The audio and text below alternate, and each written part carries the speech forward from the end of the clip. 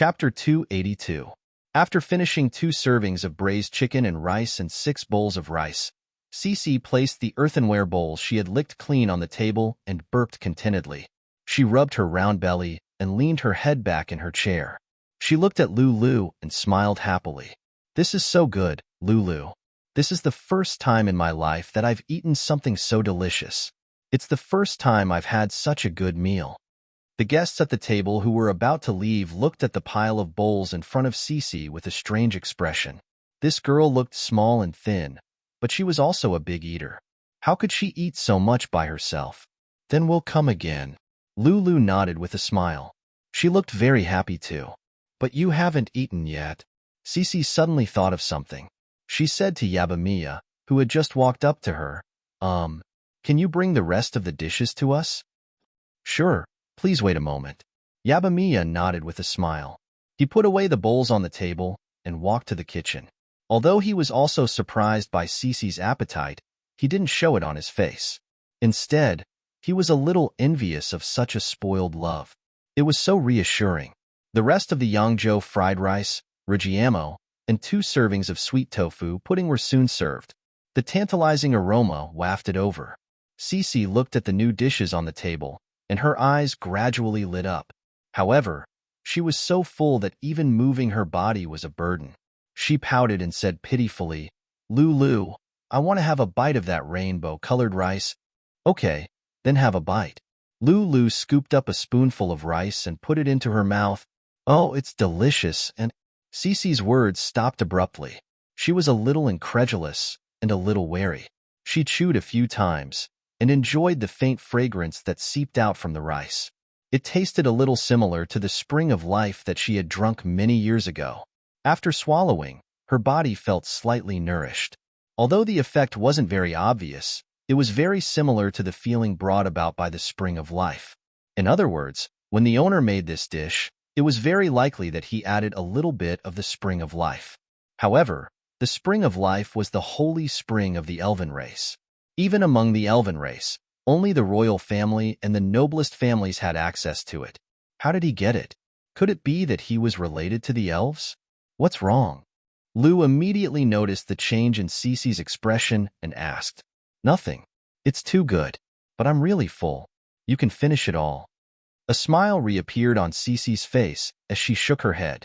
However, her gaze soon fell on the bowl of sweet tofu pudding, and an eager expression appeared on her face. She picked up her spoon and said, "But I think I can finish this sweet tofu pudding. Eat slowly. Don't overeat." Lulu said with a smile. He picked up his spoon and began to eat the Yangzhou fried rice. It tasted different from the braised chicken, but it was just as delicious. After watching Cece eat for a long time, his stomach was growling with hunger, and he couldn't stop eating. The sweet tofu pudding is super delicious. Cece scooped up a spoonful of the tofu pudding, and her eyes lit up.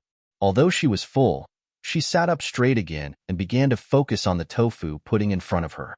It was the busiest time for the restaurant. One customer after another placed their orders and left after paying the bill. When they walked out, they all had joyful smiles on their faces and tickets in their hands. Apart from the sweet and savory fans who gave 1 star to each other, the rest of the customers all gave 5 stars. Robert and Luther returned to the vote-counting booth. The Catering Association staff members who were responsible for counting the votes had also just returned from the restaurant across the street. They were about to continue counting the votes. "Vice President, Luther, you're back? Did that restaurant hire a lot of people to fake the results?" "We had the Drew's roast lamb chop, which is ranked 68th on the rankings this afternoon," Alvin hurriedly asked as he looked at the 2 people walking over. "Yeah, if the vice president can verify this, then we can remove this restaurant from the rankings." Everyone was also looking forward to the results. Although they knew that the Aiden Square food competition wasn't fair, they couldn't tolerate a restaurant that disregarded the rules and disrupted the order. 1 rijiamo and 1 sweet tofu pudding, both 5 stars. Luther waved the tickets that the elven waitress had given him before they left and handed them to Alvin. "Huh." Alvin faltered slightly at the sight of the tickets in his hand. "Holy fuck, Luther. You weren't bought off by that restaurant owner, were you?" "You're completely wrong. Luther shook his head. He wasn't angry at all. Instead, he turned to Robert, who still hadn't said anything. 1 braised chicken and rice, 1 savory tofu pudding, both 5 stars. Robert handed over the tickets in his hand. Huh. Everyone's expressions changed in unison. If Luther had been bought off, they would have been a little skeptical. However, no one would believe that Vice President Robert had been bought off. He was the vice president of the Catering Association, yet he had been stripped of all his power and authority. He had even personally come here to check the tickets and inspect the restaurants that might have had problems. All of this was because he couldn't stand the current state of the Catering Association. He couldn't be bought over. As members of the Catering Association, they were naturally well aware of this. However, Robert's current attitude had already explained everything. There were no issues with the tickets for this restaurant, and the 5-star reviews for both dishes were simply inconceivable to the strict Robert. Luther and I have already visited that restaurant. Business is booming, and there's no obvious reason for this. At the same time, we've ordered and tasted the dishes in person. The dishes are completely different from those of other restaurants. They're subversive, comfortable, and excellent service, all of which are worthy of a 5-star review. Furthermore, customers have high spending power, so they're more willing to accept this price, so there are no issues with the tickets at all. Robert looked at everyone with a serious expression. Seeing as the vice president has said that, it looks like this restaurant really is a dark horse in this Aiden Square food competition. A worker nodded with a smile. He was also quite expectant as he asked, "But I'm a little curious. Just what kind of food is it that the vice president gave a 5-star review for?" "It's naturally very delicious. It can't be described with words. If you have time, go and try it yourself. I highly recommend the sweet tofu pudding," Luther said with a sincere expression. "I think the savory tofu pudding is more delicious," Robert said before turning to leave. My God, what did I just hear?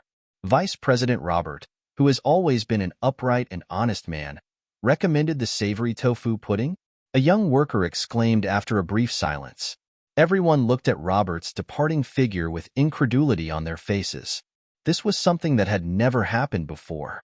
6 men dressed as hunters were leading their horses as they scanned their surroundings with alert expressions, as if they were looking for something. "Auntie, where can I find the best food in the Aiden Square?" The youngest hunter among them asked as he stopped a woman who appeared to be in her 30s. "You're the auntie. Your whole family is auntie. I'm still a virgin." The woman rolled her eyes with a disdainful expression. She turned around and stomped on the young hunter's foot before storming off in a huff. "That bitch." The young hunter raised his arm to reveal the arrow in his sleeve, which he aimed at the woman's back. Chapter 283. Are you full? Lulu put down the spoon in his hand. The food in front of him was already gone, and he smiled at Cece, who was licking her bowl of tofu pudding. I'm so full. I'm super satisfied," Cece said happily as she put down the bowl with a trace of orange syrup hanging from the corner of her mouth. Lulu reached out to wipe the syrup from the corner of her mouth. "Wait." Cece suddenly reached out to stop him. She licked the syrup from the corner of her mouth and said with a smug expression, "Lulu, you're not allowed to eat my syrup. If you like it, I'll order 2 servings for you next time." Lulu withdrew his hand with a smile. "That won't do. We have to follow the boss's rules. Each person can only order 1 serving, which means that each person can only eat 1 serving. How can I be the only one eating 2 servings? We can't be blacklisted." Cece shook her head with a serious expression. We have to follow the rules." A serious expression also appeared on Lulu's face. The braised chicken, which could resurrect the world tree, was like a ray of light in the darkness to them. It reignited their faith and hope, so they were also very respectful toward Meg, who had cooked up such a delicious dish. "Here's the bill," Lulu said. "Big Bear, the total is 25 gold coins." Amy walked over and thought for a moment before extending her hands toward Lulu. Wow, little Amy is so smart. She calculated it so quickly. If it were me, it would take me a long time to calculate it. Cece looked at Amy with admiration. Not only was this little girl adorable, she was also very interesting and super smart. She was a very likable child. Father taught me all of this. Amy looked at Cece proudly. She then looked at Cece curiously and asked, Big Sister Cece, are you coming back tonight? Of course, but I ate so much for lunch, so I'll probably come back later tonight to try all of the delicious food. Cece nodded with a sincere and serious expression. Okay. Amy nodded happily.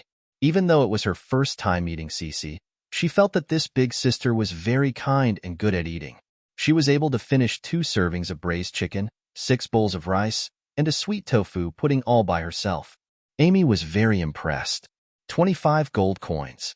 Lulu carefully placed 25 gold coins in Amy's hands, and they formed a small mountain. Even though she had been scolded by Amy many times today, she still looked at Amy with a kind smile on her face. Because of this little girl and the boss, Cece was smiling a lot more today, and she even gave them hope. Goodbye, little Amy, and Ugly Duckling. Cece patted Amy's head, and then pinched Ugly Duckling's face. Goodbye, Big Sister Cece. Amy also said politely as she watched the two of them walk out the door. Druids are very close to nature, so they're more approachable to children and animals. Meg wondered to himself as he watched the two of them walk out hand in hand. He was quite interested in this pair of druids, who were very likely to be the last surviving druids. Lulu, what are these tickets for? Cece asked Lulu as she looked at the 2 tickets in her hand. That elf said they're for voting. Lulu turned his head to look at Sally, who was busy settling the bill for the customers in the restaurant, and a hint of hostility appeared in his eyes. She's still a child, so she probably doesn't know what happened back then. Besides, she's a very powerful magic caster, so we might not be able to defeat her. Cece shook her head slightly as she held Lulu's hand.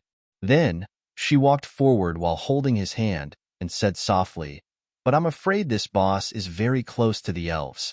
He has a half-elf daughter, which means the mother of the child is an elf. And I tasted the spring of life in the Yangzhou fried rice. Spring of life? Lulu's expression changed slightly upon hearing that. Cece nodded. Yes, we bought a portion of the spring of life 25 years ago. I still remember the taste. I'm 100% sure that's the taste of the spring of life. In that case, we have to be careful with what we say in the future. It's been over 100 years, and people should have forgotten that there used to be a race called Druids on the Norland continent. But now, the elves are so powerful, and those vicious dogs are chasing after us. If our identities are exposed, I'm afraid we'll have to leave Chaos City again. Lulu's expression became very serious. They had just seen the light of hope. How could they be willing to leave just like that? Cece suddenly reached out to hold Lulu's hand and looked at the center of the Aiden Square.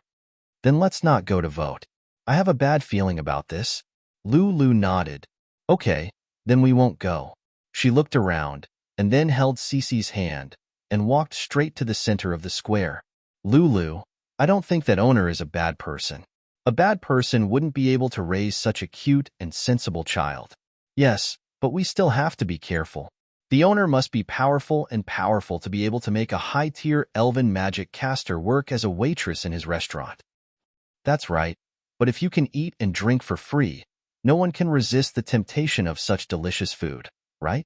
Maybe she's just here for the food. A high-tier magic caster working as a waitress in a restaurant just for food? Yes, she's a pretty little girl.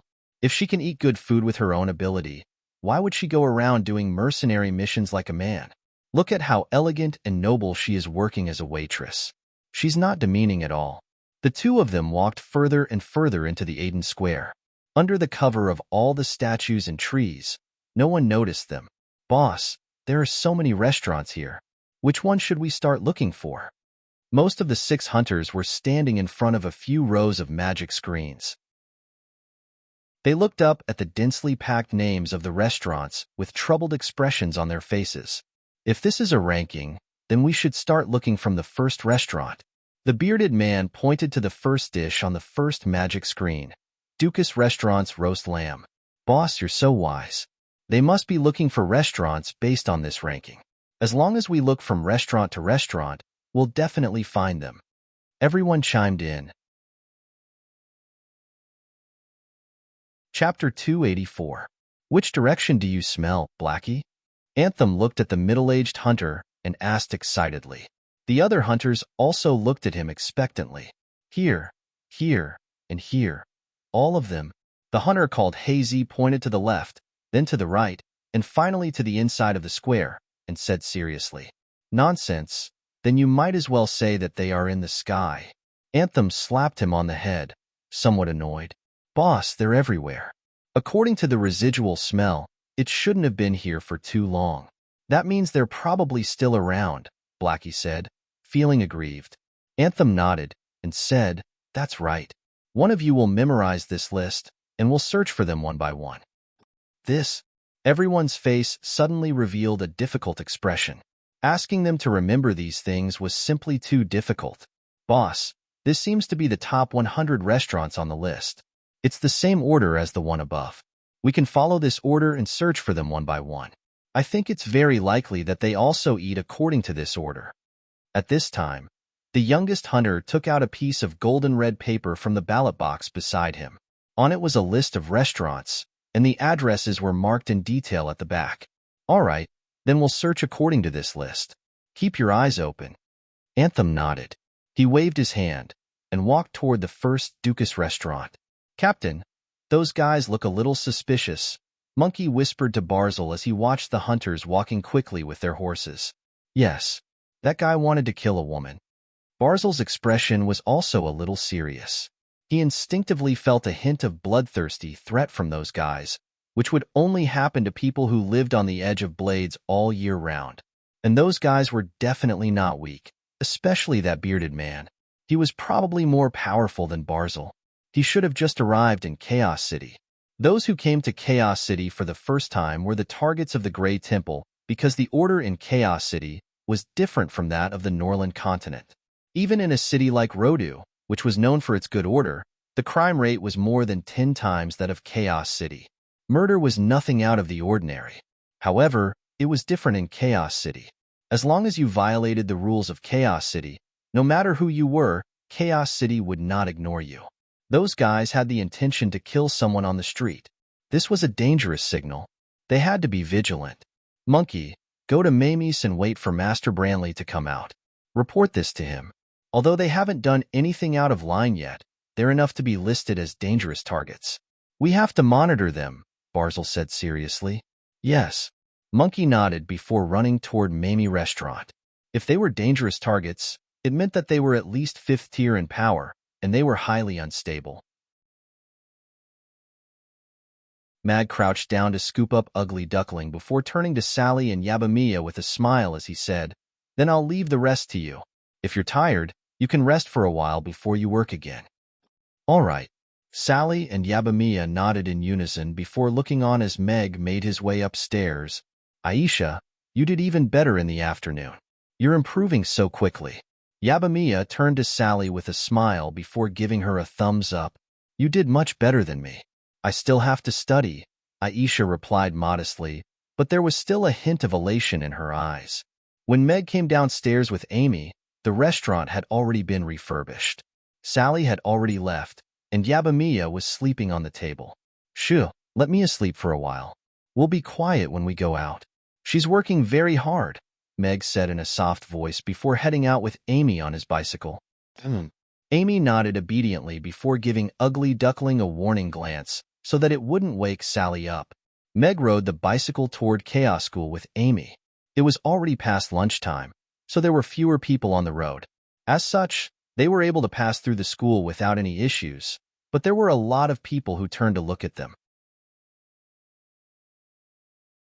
Chapter 285. Elizabeth's gaze followed Meg and Amy as they disappeared around the bend. The father and daughter pair gave her a strange feeling. They clearly looked like ordinary people, but for some reason, they gave her a sense of familiarity and danger. Elizabeth, what are you thinking about? At this moment, a middle-aged man, who was also wearing a snow-white robe that looked like it was carved out of frost, pushed open the door and asked Elizabeth with a smile as she stood by the window. Nothing, just 2 passers-by. Elizabeth retracted her gaze and looked back at the man with anticipation. Uncle, you said you found something left behind by Father. Is that true? After the battle with Alex, he went missing for so many years. and there has been no news of him. I accidentally found it at an auction, and I can confirm that it belongs to Big Brother. However, there is a bloodline seal inside, and only you can open it. That's why I sent you a message." The man nodded and stretched out his right hand, and a small ice blue box appeared in his hand. Then, he flew it toward Elizabeth out of thin air. A hint of excitement appeared on Elizabeth's cold face. Her hands trembled slightly as she caught the small box. She took a deep breath and gently opened the lid. In the middle of the box, there was a ring inlaid with a round sapphire jade. "This is Father's ring," Elizabeth exclaimed softly. She picked up the ring, and her face was full of excitement. However, a nervous expression soon appeared on her face. "This is Father's favorite space ring, and he always carries it with him. If nothing happened, there's no way he would have lost it." "Where did you get this ring?" "A mercenary picked it up in the wilderness. It was sold at an auction as an ordinary gemstone ring. I just happened to be at the auction with a friend, and I felt Big Brother's aura, so I bought it. Perhaps there are clues to Big Brother's disappearance inside. Open it and take a look." The man nodded slightly, and his expression was also a little serious. "All right." Elizabeth nodded, and an ice needle appeared out of thin air. She gently pricked her fingertip, and a drop of bluish-silver blood dripped onto the sapphire. It was instantly absorbed, and a ray of light rose from the ring. A mirror image of a middle-aged man with snow-white hair appeared. He looked at Elizabeth with a smile and said, "Elizabeth, you're probably the only one who can find this ring. The others probably can't wait for me to die." "Father." Elizabeth looked at the man in slightly dirty clothes. The former king of the Frost Dragons, Rankster, had even left his space ring in the wilderness. "What happened to him?" "It's very complicated, so I don't want to say too much. However, you can rest assured that I'm not dead yet. I threw the ring away on purpose. You just need to know that there's nothing in the ring, so you don't have to worry too much. No one will do anything to you for an empty ring, except for a fool," Rankster said casually with a hint of mockery. The image flashed, and the projection disappeared. The ring returned to its original appearance. "Father." Elizabeth reached out her hand in a daze, but she couldn't grab anything. She lowered her hand in disappointment. "Elizabeth, quickly check if there's anything in the ring," Fox said to Elizabeth with a nervous expression. "It's empty." Elizabeth looked at the ring, and a hint of surprise flashed across her eyes. However, she didn't show it. Instead, she put the ring back into the box with a disappointed expression. "It's empty." Fox was also disappointed. He looked at the ring in Elizabeth's hand and withdrew his gaze. Elizabeth wasn't good at hiding her emotions. He could tell from her expression that there was something in the ring. "Uncle, can I take this ring as a souvenir?" Elizabeth looked up at Fox with a sorrowful expression. "Of course. This is something your father left behind. You can keep it." Fox quickly regained his composure. He nodded and said, "I have something to do outside the city. It's rare for you to come to Chaos City. Stay for a few more days before you leave." Elizabeth nodded. She kept the little box in her hand and watched as a bluish-silver light appeared under Fox's feet. He disappeared from the room in the blink of an eye. Chapter 286. The box slowly opened, revealing the ring inside. Elizabeth waved her hand gently, and a frost barrier appeared in the room, enveloping the entire room. This was one of the innate abilities of frost dragons. Apart from being able to seal off the probing of others, her own strength would also be enhanced within this barrier.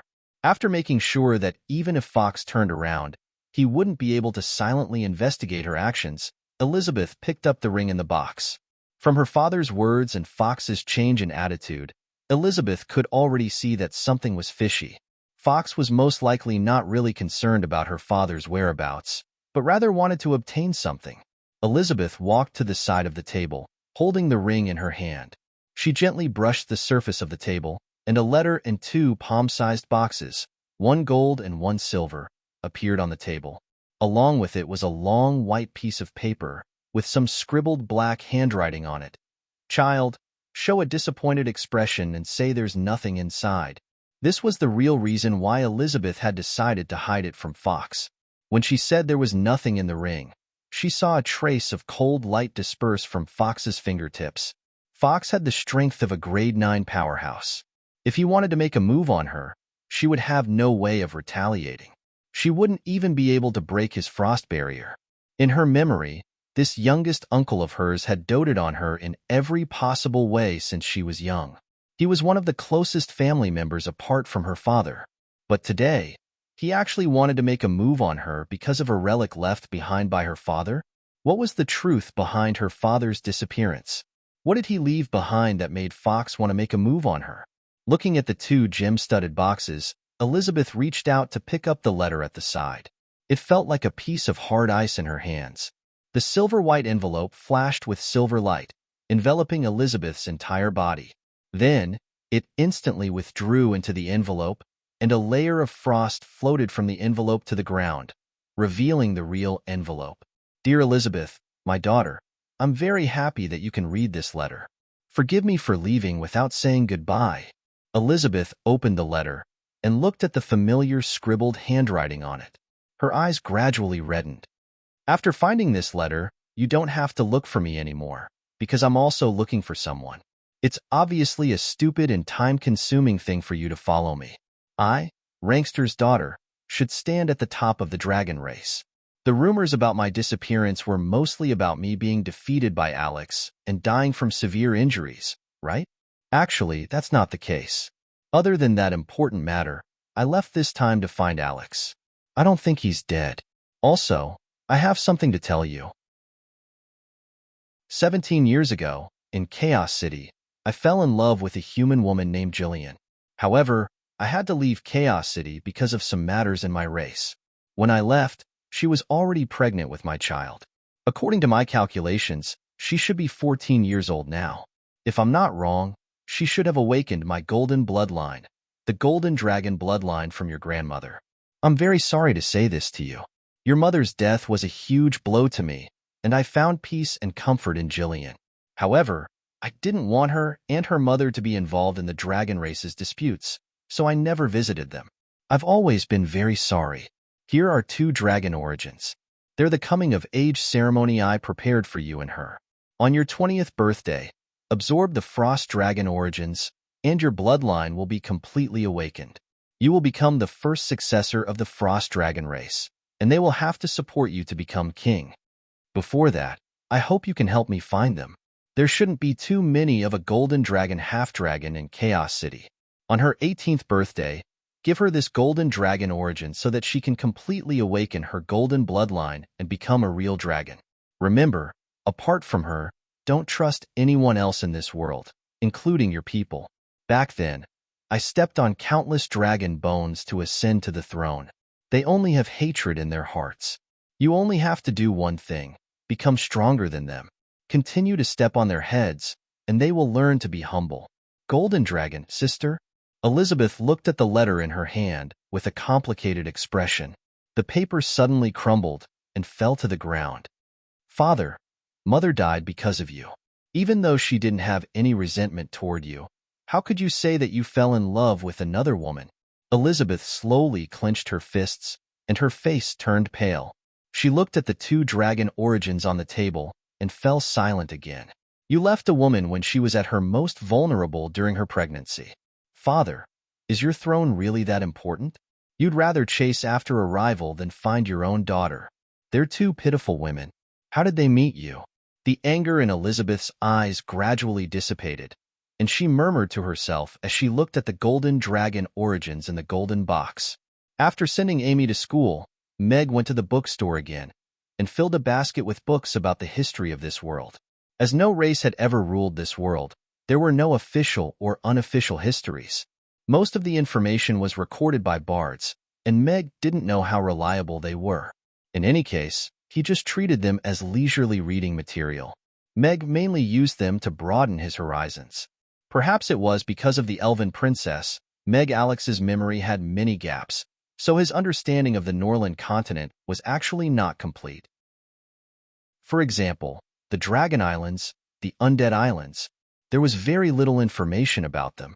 It seemed that Irina was with him when he went to those places, so his memory was completely erased. Therefore, he could only slowly fill in his worldview with information and build a world that was completely his own. Mag went back to read for the whole afternoon, and then went to pick Amy up at around 4 o'clock. After dinner, he officially opened for business. The line outside the door was even longer than before, with hundreds of people lining up all the way into the square. It could be seen from afar, and the advertising effect was much better than standing at the door and shouting. Amy finished a plate of braised chicken and rice in front of all the customers, and orders for the braised chicken and rice, which had been crazily popular during lunch, skyrocketed again. "System, give me another casserole," Meg said in his heart, as he listened to the number of orders for braised chicken that Yabamiya reported. "Please note that your current level of authority is too low, so you can't." The system's serious voice sounded. "If sales of braised chicken and rice are doubled, the speed of upgrading the restaurant will increase by at least 1/3, right?" Meg calmly said, "Ding. The casserole has been placed in the third cupboard. Please accept it. Ding. The price of this order is 10 gold coins. The fee has been successfully deducted." Meg opened the third cupboard and took out an identical casserole. He nodded with satisfaction. The most time-consuming part of braised chicken was the half an hour of stewing. Increasing the number of casseroles was the easiest way to increase efficiency. Blackie looked at Anthem and asked, "Boss, are we going to keep eating, looking?" The 6 hunters walked out of a barbecue shop with big bellies. Burp. "Of course we are. We've already searched 88 places. If we give up now, we'll be eating for nothing." Anthem rubbed his belly and waved his hand as he walked forward. Chapter 287. Why aren't Big Sister Cece and Big Bear here yet? Amy sat on a high stool with Ugly Duckling in her arms. She rested her chin on the counter and looked toward the door. It was already dark outside, but Lulu and Cece still hadn't arrived. Looks like Amy really likes that druid girl. Meg also noticed Amy's expectant look. She was very dependent on him, but she didn't expect much from anyone else. It's probably because he misses his mother? Meg sighed in his heart. Although he already wanted to give Amy all his love, she would definitely crave more and more motherly love as she grew older. Elves. Looks like I have to work harder at cooking. I won't be able to find Amy's mother if I'm not strong enough. Mag thought to himself as the knife in his hand moved faster and faster. Right now, the fastest way to improve his power was naturally to buy strength points from the system. However, it was also necessary for him to adapt and train his current body at night. Cece walked backward in front of Lulu with a happy and expectant look on her face. "Lulu, I want to have 2 servings of braised chicken and rice, 1 sweet tofu pudding, and 1 Yangzhou fried rice tonight. What do you think?" "Okay, then you can eat 2 bowls less. That way, you can finish it." Lulu nodded his head dotingly. The bamboo box on his back was nowhere to be found. He pushed aside the willow branches behind Cece and followed her unhurriedly. His eyes scanned left and right as if he was constantly on guard against something. "We might have to eat faster tonight. If those guys followed us to Chaos City, they're probably looking for us now," Lulu said softly. I will." Cece nodded seriously. She wasn't perfunctory about this at all. It was almost 8 p.m., so the long line outside Amy's had already disappeared. There were still customers waiting for their seats in the restaurant, but they didn't have to wait too long because customers were coming and going. "Sister Cece, you're finally here." Amy's face lit up at the sight of Cece, and she slid off the high stool with Ugly Duckling in her arms before striding over to greet her. "Little Amy, you're such a good girl. Of course we'll come for such delicious food." Cece smiled and reached out to stroke Amy's head. She squatted down and said matter-of-factly, Father's cooking is the best in the world." Amy nodded as she played happily with Ugly Duckling around Cece. "I didn't expect the little boss to have such a side to him, but it's so cute." When the guests saw this scene, they were all surprised. After all, in the eyes of many people, this little girl dared to use a fireball to burn the lava demon. "Then it's a deal, Novin. I'll get that old geezer Julian to come over in a few days, and you'll use spatial magic to cooperate with us to create a 3-in-1 magic wand." In the principal's office, Crassus waved his hand as he put away the complicated blueprint on the table and looked at Novin, who was sitting behind the table. Of course. However, you promised to teach the students of Chaos School melee magic for half an hour every month. You have to keep your promise, Novin said with a serious expression as he looked at Crassus. Are you really going to let those little brats learn? Aren't you afraid of being called a bad influence on the students? Crassus looked into Novin's eyes with an equally serious expression. If learning melee magic from the Lord of Fire Crassus is a bad influence on the students, then wouldn't I be a bad influence on the thousands of students of Chaos School? Novin asked with a smile. Crassus continued to look into Novin's eyes and didn't reply. I think melee magic is a new path for magic casters. As the pioneer, you've already successfully walked down that path. At the same time, you've also used over 100 years to prove that melee magic can also slay dragons and vanquish gods. Just based on this point alone, melee magic should be given enough attention. Whether the children choose to learn melee magic or long-range magic, I think this decision should be in their own hands. Perhaps there will be a day when magic casters can completely get rid of the awkward situation of being unable to retaliate in close combat. Novin also wiped the smile off his face as he looked at Crassus calmly. If someone else were to say this to me, I'd just take it as a joke. However, I believe in your words, Novin. A smile appeared on Crassus' face as he nodded and said, but I'll say this first. I'll only teach some things to my disciples. Those little brats can come and listen to my lessons, and they can also learn melee magic, but they're not my disciples. I'll only accept one disciple. All right, but little Amy is also a student of Chaos School. Novin also nodded with a smile. I have another condition. Give me a piece of land. I want to build a magic lab, Crassus continued. How big do you want it to be? Novin asked directly. Bigger than this one, Crassus replied without holding back at all. 10 times is enough?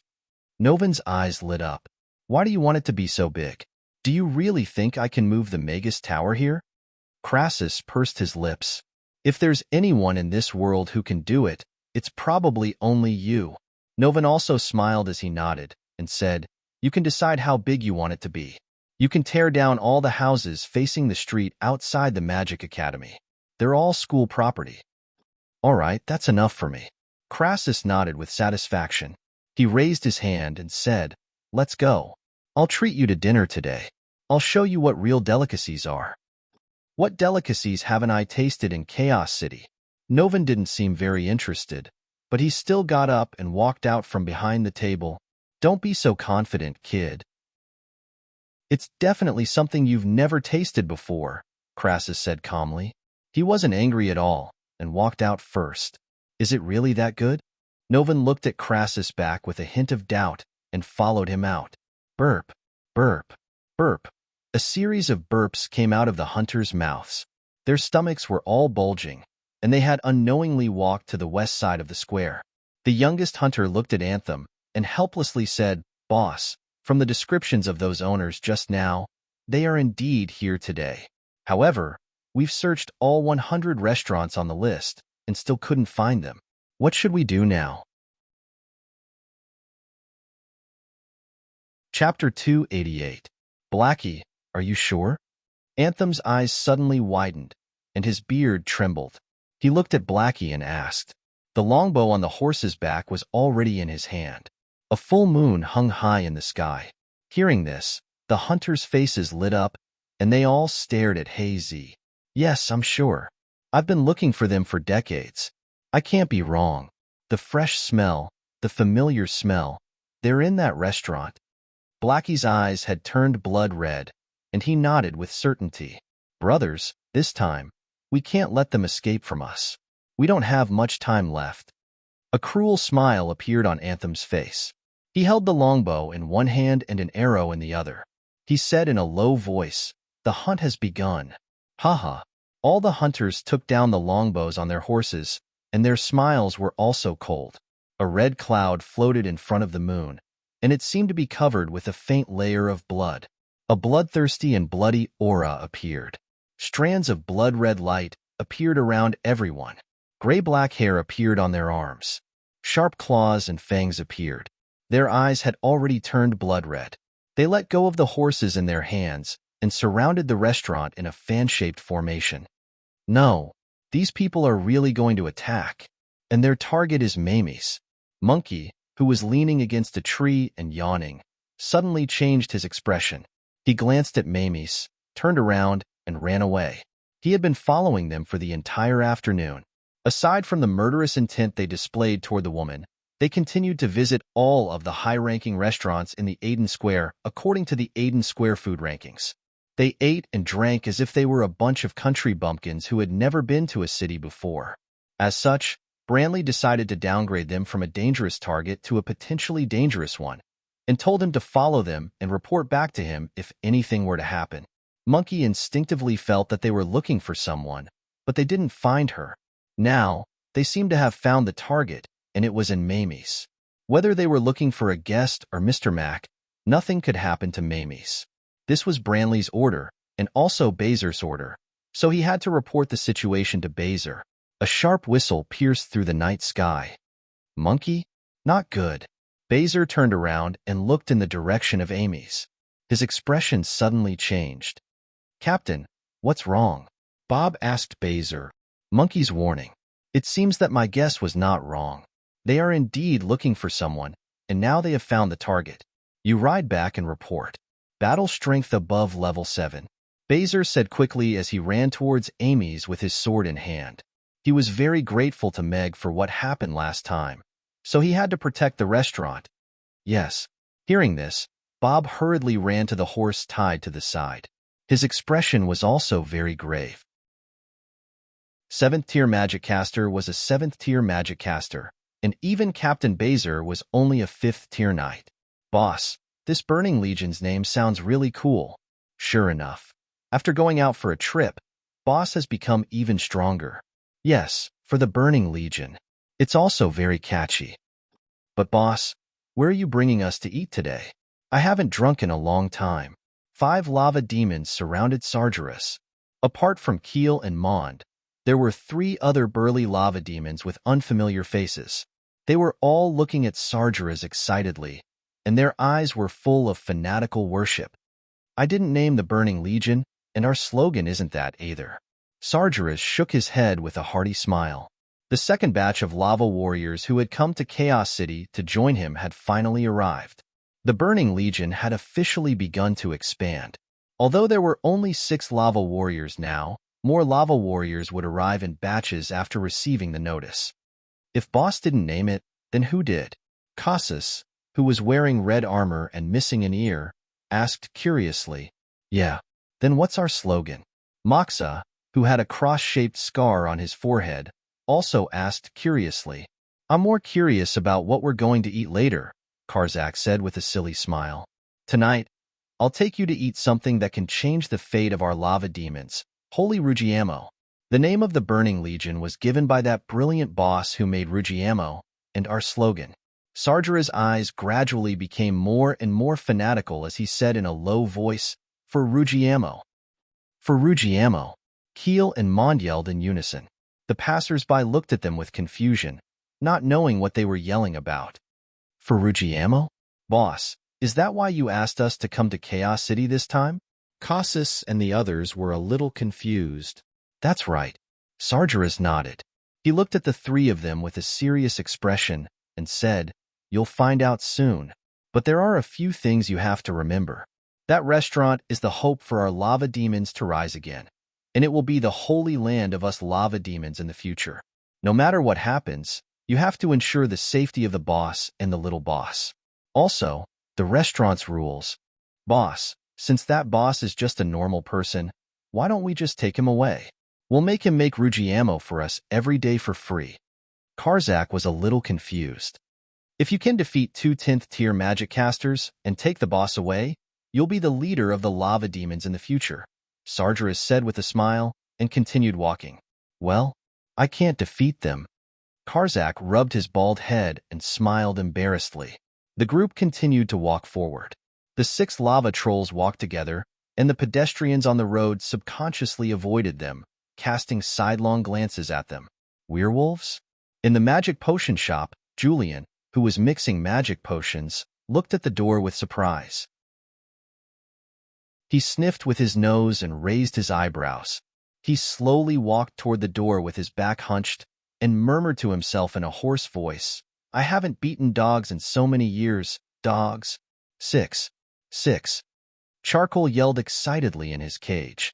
In the restaurant, Lulu and Cece had just sat down when a braised chicken and rice and aruggiamo was placed on the table. Cece was enjoying the braised chicken and rice. Lulu took a bite of the aruggiamo, and a happy expression appeared on her good-natured face. Right at this moment, Cece suddenly raised her head and looked in the direction of the restaurant's entrance. She exclaimed, "Lulu, they're here." Bam!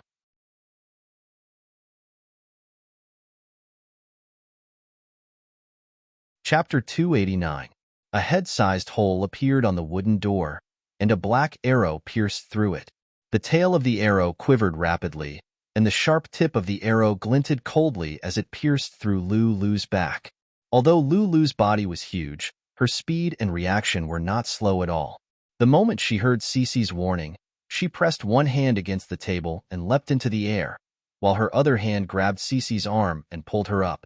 The arrow passed under his body, pierced through the clothes on his back, and narrowly brushed past Cece's hand before nailing itself to the counter behind them. Half of the arrow was embedded into the counter, and the tail of the arrow was still quivering slightly. Warning! Warning! The restaurant is under attack. Attack level, level 7. The attack has exceeded the restaurant's defense level limit. At this moment, an ear-piercing alarm suddenly rang out in Meg's mind. At the same time, Meg also heard the sound of the wooden door shattering. His mind was instantly filled with terror, and he rushed out of the kitchen with the gold-rimmed kitchen knife in hand. He shielded Amy, who was sitting on the high stool, behind him. Seeing that she was unharmed, he breathed a sigh of relief. Looking at the arrow that had pierced through half of the counter, his expression was a little unsightly. Amy, who was sitting on the high stool, looked down at the arrow. She poked her little head out from behind Meg and asked curiously, "Father, are there bad guys causing trouble again?" "Yes, Amy, hide behind me and don't run around. The bad guys this time are very strong." Meg nodded, his expression grave. Amy's magic might be able to deal with a level 3 opponent, but the enemy this time was not someone Amy could deal with. "System, aren't you afraid that I'll be shot to death by this arrow?" Meg said in his mind, exasperated. Although the attack exceeded the restaurant's defense level, the system still made some minor adjustments to the trajectory of the arrow so that it did not injure the guest. Also, the wooden shavings on the door have been treated in chunks so that the guest's meal will not be affected. "Host, you should be thanking me," the system said calmly. Meg's heart calmed down slightly. The system's words at least proved that it still had some defensive capabilities and that it did not want him to be killed. However, this level of defense was still a little too weak. It was urgent to upgrade the restaurant's defense level and improve the restaurant's defense. Lulu, holding on to Cece's hand as she landed heavily on the ground. She staggered, and her right hand gently around Cece's waist, her right hand. She looked in the direction of the door with a grim expression. "Those guys really did come," Cece said softly as she clenched her fists. Wisps of green light rose from her body and connected her to Lulu like a thin string. It was as if a green ribbon had been tied between the two of them. "What's going on?" After a moment of silence, the guests looked at the gap in the wooden door and the arrow nailed to the counter. They finally realized what had happened. Some of the more timid guests screamed, but more of them looked around in panic. They did not know what had happened, but they instinctively sensed danger. The restaurant immediately fell into chaos.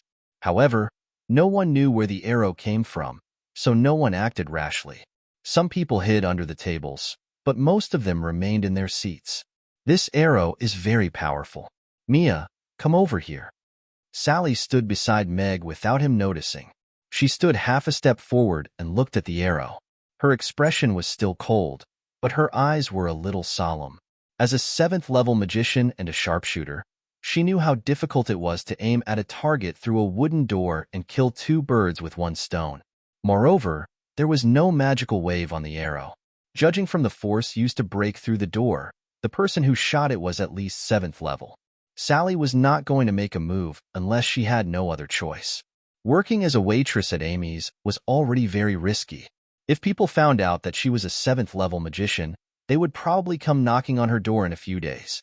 However, Meg, Amy, and Mia were so good to her, so she naturally could not let them be in danger. The other party's target was obviously the couple. She just had to be careful not to get hurt. A light blue light lit up at her fingertips. It was not difficult for her to do this with her strength.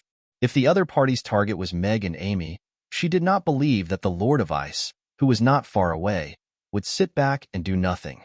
All she had to do was wait until he made a move. Yabamiya looked at the gap in the wooden door and walked over with a frightened expression. She stood in front of Sally with the tray in her hand.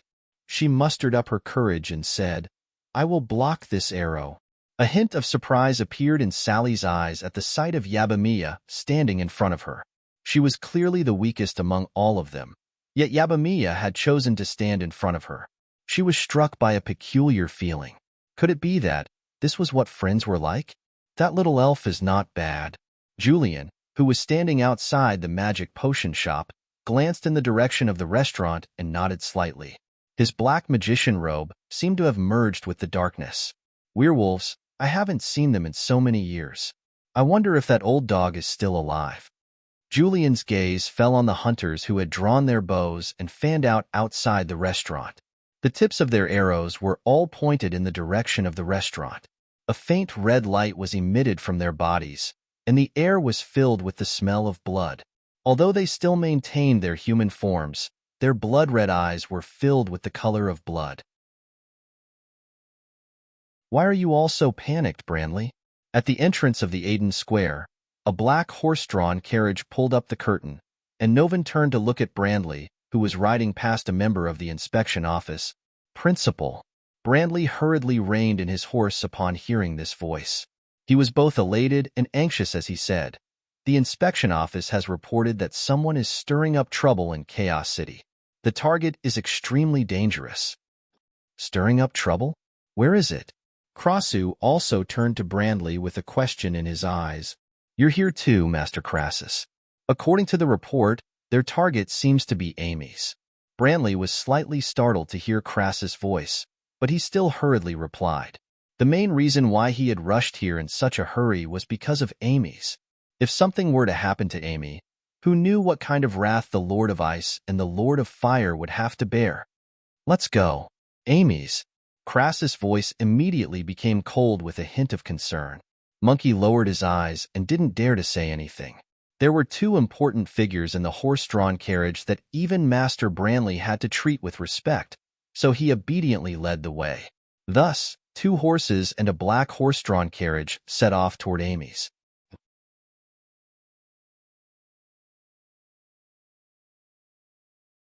Chapter 290. The restaurant instantly fell silent, and everyone's eyes fell on Lulu and Cece. Not everyone in the restaurant was a powerless commoner, but the arrow just now was enough to make them sit down in fear of harming the innocent. Even a knight wouldn't act recklessly for the sake of 2 strangers without knowing the reason. However, judging from the arrow and the words just now, those who dared to make a move on the streets of Chaos City and even threatened to kill everyone in the restaurant were definitely not kind people. Since they were here for them, they would have to rely on them to solve the problem. Little Amy had 2 masters who were great magic casters, so those who knew about this weren't worried that someone would really dare to kill Amy's. Perhaps even the Grey Temple wouldn't dare to do something like that. Kill them all? How arrogant.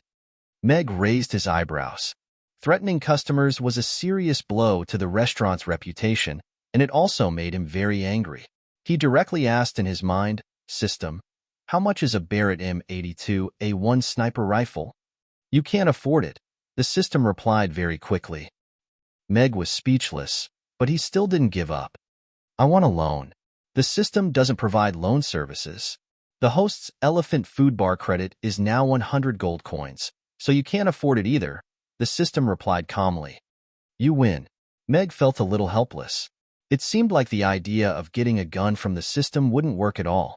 The system probably wouldn't charge a low price for something that could be classified as a weapon of mass destruction. It was really doing its best to maintain the stability of this world. It didn't even want to earn money. Julian should be here by now, right? How did these two people provoke those guys outside? They have been hunting them for decades. Could it have something to do with the massacre of the Druids? Meg looked at Lulu and Cece, the Druid couple. A few questions flashed through his mind, but he didn't rush to say anything. The situation was unclear, and he wasn't sure if Julian was here, so standing behind Sally was the best choice. He knew that Sally was a 7th-tier magic caster, but he was also a little touched that Yabamiya was standing in front of him. It seemed a little silly to value others more than oneself, but it was indeed very cute. 20 years ago, a hint of pain appeared on Cece's face, and she subconsciously clenched her fists. They had stayed in that village for one night, and the entire village was slaughtered by those people. Even the newborn children weren't spared. The two listened to the desperate screams behind them. Those kind villagers died one after another. They stayed in the forest for more than 3 years, and they didn't see a single person. And now, the same choice was placed in front of them, just like 20 years ago when they were blocked by the red-eyed werewolves in the village. They dared to say that, and they dared to do it. They were a bunch of heartless executioners. Don't worry, the same thing won't happen again, Lulu said with certainty as she held Cece's hand tightly. Big sister Cece, are the bad guys here to make trouble for you? Amy climbed onto the high stool and put Ugly Duckling on Meg's other shoulder. She poked her little head out of the other shoulder and looked at Cece with a completely unconcerned expression. Meow, Ugly Duckling, who was standing on Meg's shoulder, was a little afraid of heights. It put its 4 feet together and tried its best to lean toward Meg's head with a fearful expression. Cece seemed to have regained her strength after being held by Lulu. She turned to Amy with a reluctant expression and nodded as she said, "That's right, little Amy. We won't see each other again for a long time. I'll miss you." Why? Big sister Cece likes father's food so much. Why don't you stay in Chaos City? That way, you can come here every day. Amy looked at Cece with a puzzled expression. Then, she looked outside the restaurant and seriously said, "As for the bad guys, Amy can chase them away with a fireball. I'm afraid I can't do that this time." Cece shook her head sadly. The World Tree's rebirth was right in front of them, but they had to leave now. Otherwise, it would only bring disaster to everyone present. They didn't want to see the misfortune of the past happen again. "Let's go." Lulu stroked Cece's hair gently. She took a step forward, and her clothes were all torn apart. She instantly transformed into a huge black bear that was nearly 3 meters tall. Her fur was black, and she covered more than 2 meters with each step. She slapped the dilapidated door of the restaurant and rushed out sideways. She leaped high into the air and pounced on Anthem, who was standing in the center of the restaurant. Her huge bare paw, which was as thick as a hammer, smashed toward his head. "Sorry. Goodbye," Cece said. Her body flashed with green light, and she instantly transformed into a white cat that was half a meter long. Green light rose from her feet, and she rushed out of the restaurant behind the big bear.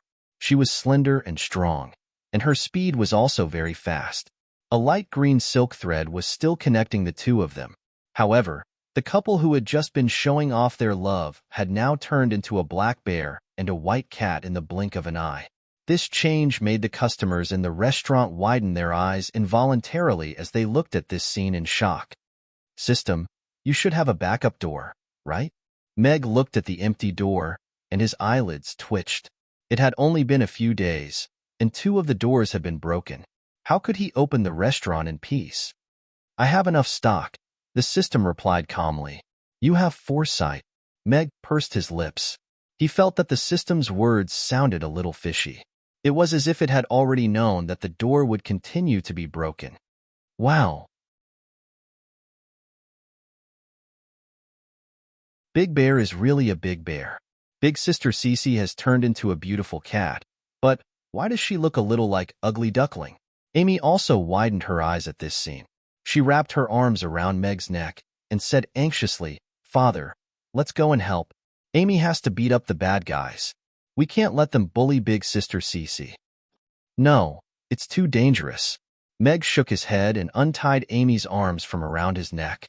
He turned around and looked into her eyes and said seriously, "Amy, You have to remember that the premise of helping others is that you won't be in danger. I don't want to see you get hurt. But Amy looked into Meg's eyes and then looked toward the door. Her blue eyes were clear and bright, and she asked seriously, Father, shouldn't we protect the people we love? I like big sister Cece, and I don't want her to get hurt. So, can we help her? Of course.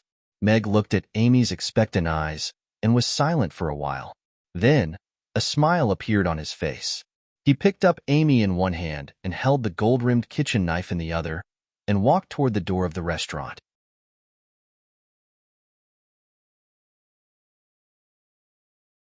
Chapter 291. The giant black bear slammed the door and stepped on the ground with a bang. It jumped high and slapped Anthem with its paw. The black shadow hung down, and the huge bear paw whistled with the wind. It was very oppressive. Howl! Anthem raised his head and howled. There was no panic in his eyes. The blood-red color became more and more intense. Instead of retreating, he took a step forward. His body grew taller, his clothes were torn, and his normal face twisted into a huge black wolf head. He had turned into a 3-meter-tall werewolf in an instant. Gray wolf hair covered his whole body, and his claws were sharp. The werewolf stomped on the ground heavily, shattering the bluestone slabs on the ground. He leaped high toward the giant bear, raising his sharp claws with a touch of blood red flowing on them. He clawed at the giant bear's chest. Bang! The two 3-meter-tall giant beasts collided in midair, producing a heavy, muffled sound. The blood-red claws tore through the giant bear's broad chest, leaving behind a bloody wound. At the same time, the giant bear's paw also slapped the werewolf's face. Half of the werewolf's face was distorted, and one of its teeth flew out.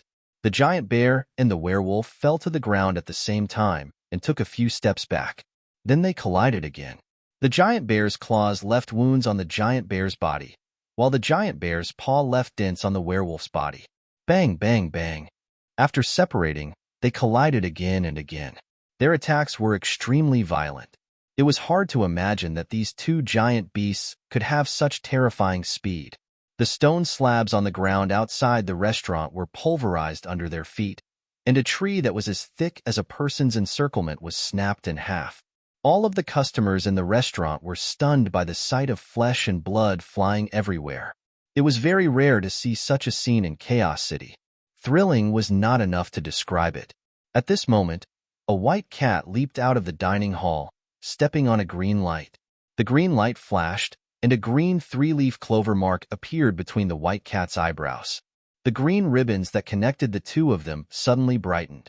The giant bear's body was instantly covered with a layer of green light, and the green light kept flowing into his wounds.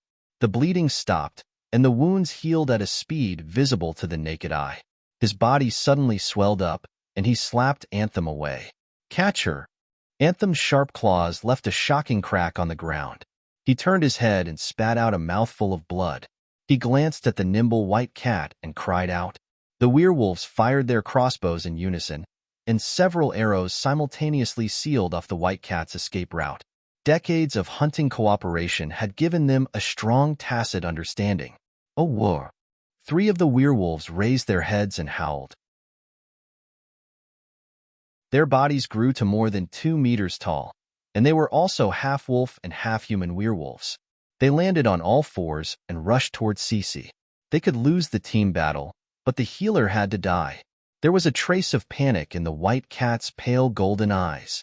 A green light flashed under its feet, and its speed suddenly increased by a notch, narrowly dodging the arrows that were shot at it. A few black seeds fell to the ground, and with a sweep of green light, they instantly sprouted and grew into green vines, entangling the 3 werewolves that were pouncing at it. Meanwhile, the white cat climbed up the side of the wall and ran up in a snake-like manner, narrowly avoiding the arrows that were shot at it. 2 druids. A hint of surprise appeared on Urian's face as he looked at the giant bear and the white cat that were connected by a green thread. He cast his gaze toward the white cat that was flashing nimbly on the wall and murmured to himself, if I recall correctly, the heart of the world tree disappeared back then. Could it be? With Cece's support, Lulu's momentum instantly overshadowed Anthem's.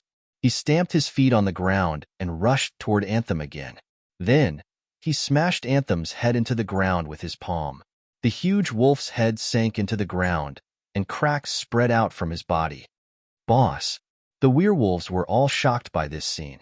They didn't expect that the big bear's strength had increased after a while, and now it was even suppressing Anthem. However, they still didn't know what the situation was.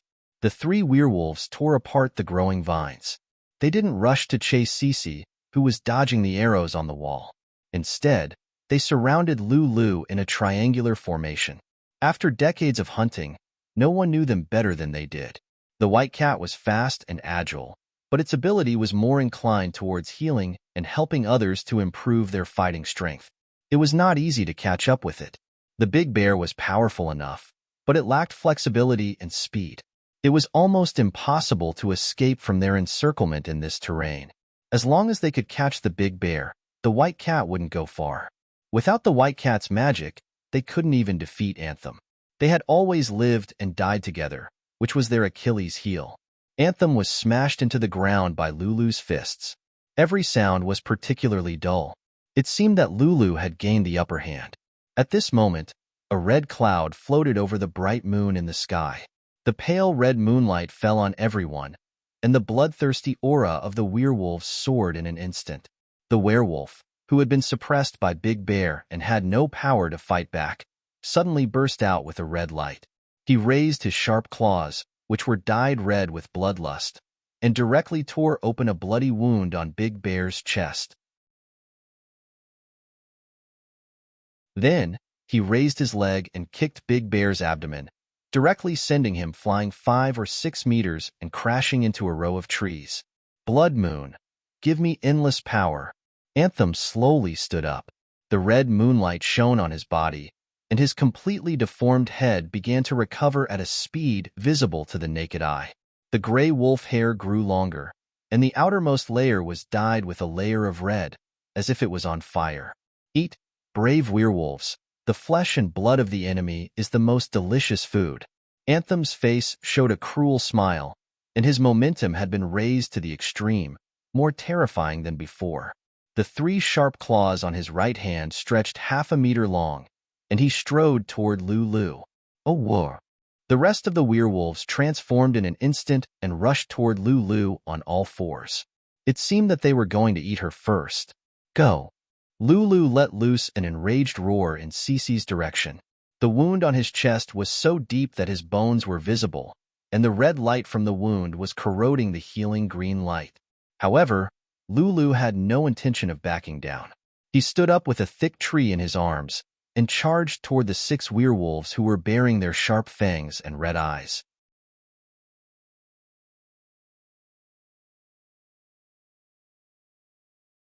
Chapter 292. Huh, what's going on? Is someone fighting? Boss, didn't you say people shouldn't fight in Chaos City?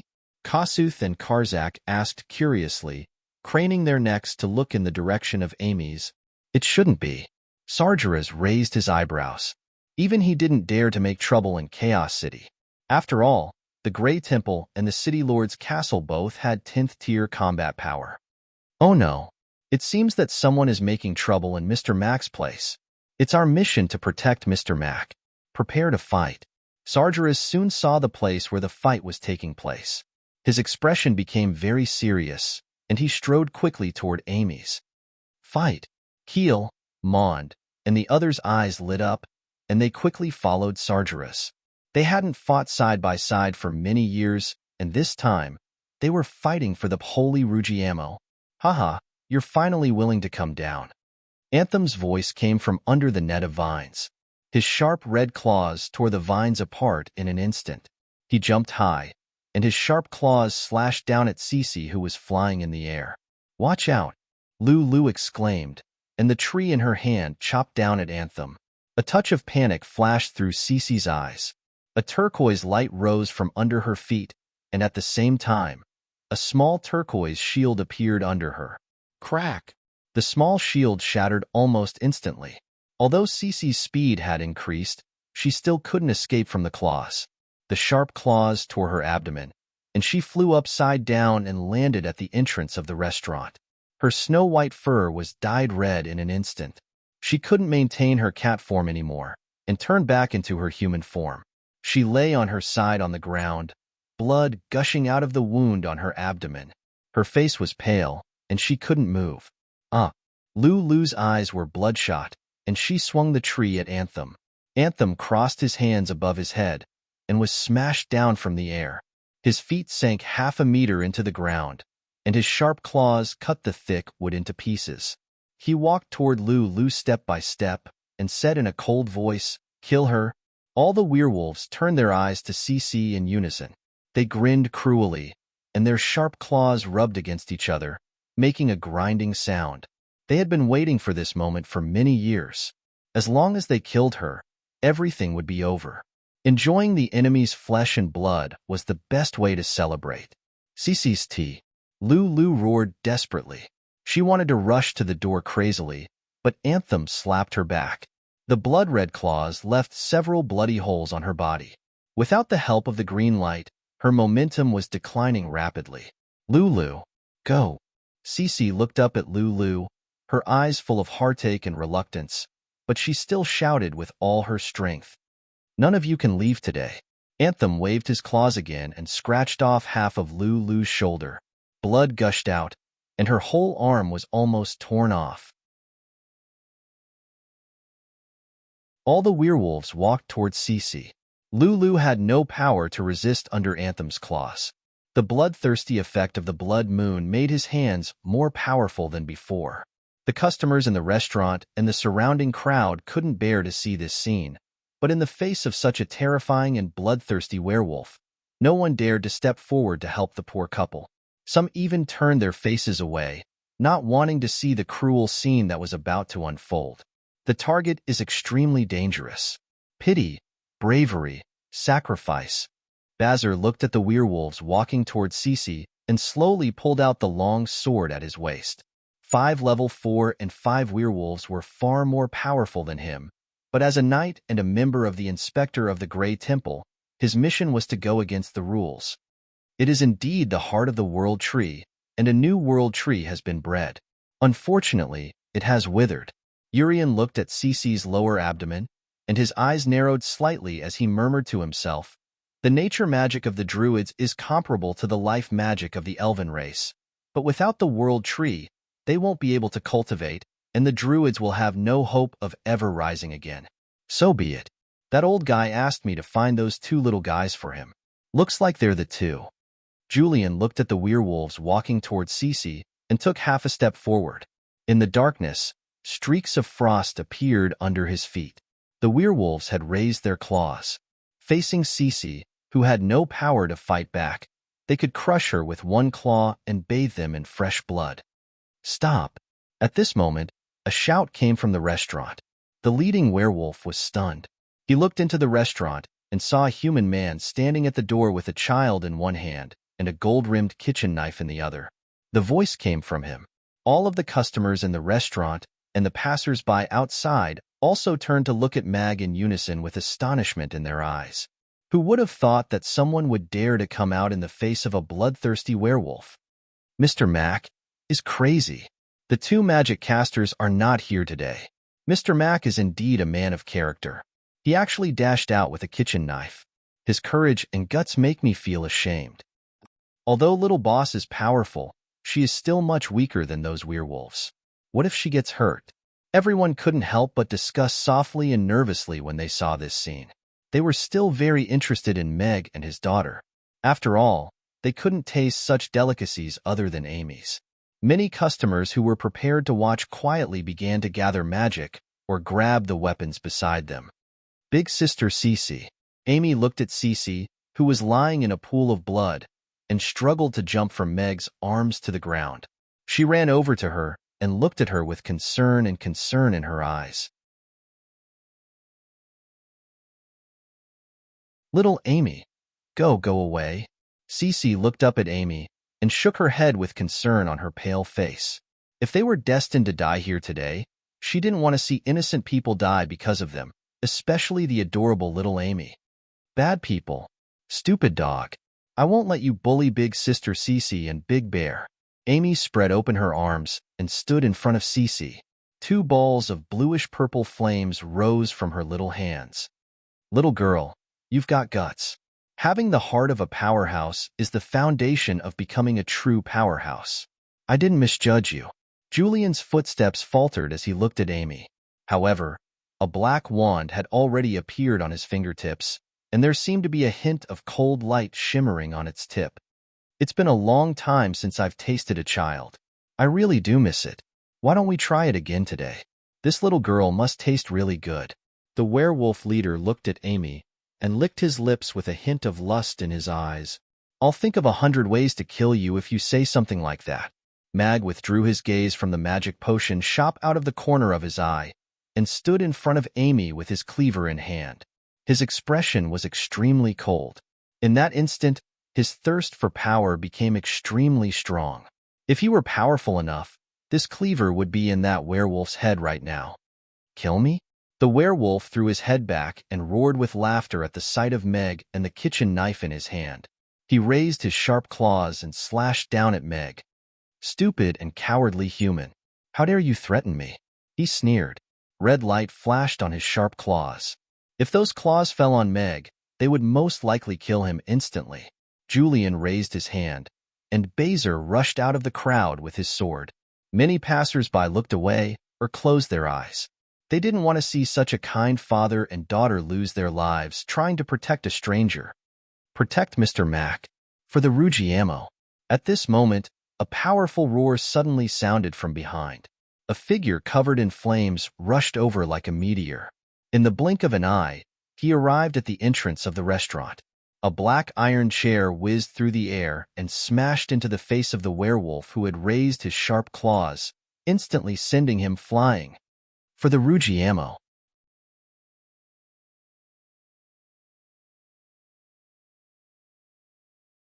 Chapter 293. Basil was already halfway to the werewolf with his sword drawn. Sally, who was standing behind Meg, was ready to strike. Yabamiya, who was standing behind them, threw the tray over their heads and smashed it at the werewolf. Bang!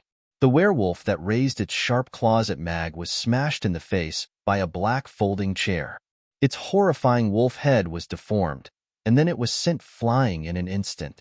Half of its fangs were knocked off by a flying tray in midair, and it landed 10 meters away with a loud crash. Who dares to hurt Mr. Mac? I'm here. Sargeras, who was holding a black foldable chair in one hand and standing in front of Mag, said domineeringly, Don't worry, I'm going to kill you. Red lava was flowing in the cracks, and white smoke was rising from the air. The tall Sargeras was like a burning torch in the dark, making everyone's eyes light up. What? Meg looked at Sargeras in surprise and confusion. He had let Amy stand in front of Cece because Julian and Sally were standing behind them. These werewolves, who were obviously only at level 4 or level 5, couldn't pose any threat to them. However, he didn't expect Sargeras to appear out of nowhere and send that werewolf flying with a folding chair. Mag was a little touched, but when he thought of the slogan they had shouted earlier, his lips twitched uncontrollably. For Ruggiamo? What kind of stupid slogan is that? Mag cursed inwardly, but he didn't know where to start all of a sudden. However, since Sargeras had made his move and Urian was on his side, today's battle would be over, and he felt much more at ease. He was sent flying. Isn't that the lava demon who comes to the restaurant every day to eat Ruggiamo? I didn't expect him to be so powerful. No wonder Mr. Mac didn't panic at all. He didn't care about those werewolves at all. He's hiding such a powerful fighter. When the customers in the restaurant saw this scene, they couldn't help but open their mouths wide in shock. Sargeras was no stranger to the regulars. After all, he always brought his own share and only ordered Ruggiamo. It was hard not to remember him when he ate with fire all over his body. However, he usually behaved very honestly in the restaurant. He only sat at the entrance of the restaurant and often taught the 2 lava demons that came with him to eat quietly. They didn't expect him to be so powerful after entering battle mode. His attacks were even more efficient. That slap on the werewolf's face seemed to have vented all the anger that had accumulated in everyone's hearts, making them feel comfortable to their heart's content. Mr. Mac is really something. Everyone's eyes fell on Meg, who was standing at the door calmly with a kitchen knife in hand. Not everyone had the mentality of being able to remain calm in the face of a landslide. A lava demon at the peak of 7th tier. Sally looked at Sargeras' back, and the blue light in her hand disappeared. She had a clear judgment in her mind. In this case, there was no need for her to make a move. She turned to Cece, who was lying at the door, and murmured a few spells. A pale blue light fell on her lower abdomen, and the red light on the wound faded quickly, and the bleeding stopped.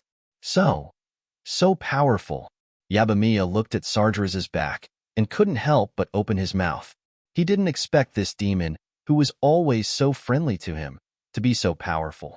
He sent the werewolf flying with just one slap. Amy poked her head out from behind Meg, and said happily, "Wow, big bald head, you're awesome." Haha, it's not a problem to deal with a few wolf puppies. Sargeras looked back with an honest smile, as if this was the first time that Amy had praised him. He glanced at the werewolves, who had stepped back subconsciously, and grinned. He waved his hand at Keel and the others, who were charging at him with flames all over their bodies, and said, "Burning Legion, attack!" For Rugiamo. Keel and the others roared in unison, and rushed at the werewolves, waving their maces, black iron bars, and other weapons. Oh, the werewolves were not afraid. They howled and also rushed at the Burning Legion, waving their sharp claws. They collided with each other with a loud bang. Sharp claws and weapons collided with each other, making ear-piercing sounds. Blood and lava splashed in all directions. With a series of muffled sounds, the battle instantly became chaotic. There are so many nosy people in this place. Who gave you the courage to provoke our werewolf warriors? Anthem slapped away Lulu, who had transformed into a big bear, with his paw. Lulu, who had been sent flying several meters away, turned back into her human form. Her whole body was stained with blood, and there were horrible bumps and hollows all over her body. She lay on her back on the ground, making hoarse sounds in her throat. She turned her head to look in the direction of the restaurant's entrance, trying to find Cece. "Probably Rugiamo," Sargeras said with a grin. Sargeras grinned. He carried the iron chair with one hand and strode toward Anthem. Every step he took left a lava pit on the ground. "You're courting death." Anthem snorted and also strode toward Sargeras. He opened his hands, and his half-meter-long red claws looked a little strange in the moonlight. He crossed his hands and slashed at Sargeras' neck. "Get out of here!" Sargeras yelled as he swung the folding chair in his hand directly at Izum's face, creating a whistling sound as it pierced through the air. The red claws collided with the iron chair first. The claws could easily break the thick skin of the bear, but they could only cause a string of sparks on the chair. Accompanied by a series of clanking sounds, the folding chair continued to slap Anthem in the face. Bang! The werewolf, who was more than 3 meters tall, flew backward as if he had been hit by a truck. He landed heavily on the ground 5 meters away, making a big pit. "Who gave you the courage to attack Mr. Mac?" Sargeras walked toward Anthem, who was struggling to get up, with the chair in his hand. His voice was full of sarcasm. Although they were both at level 7, he had been at that level for decades. Besides, he had eaten so many Rugiamos recently.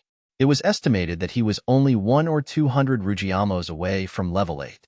That was why Sargeras called Rugiamo Holy Rugiamo. As long as you eat Rugiamo, you can become stronger. Is there a simpler way?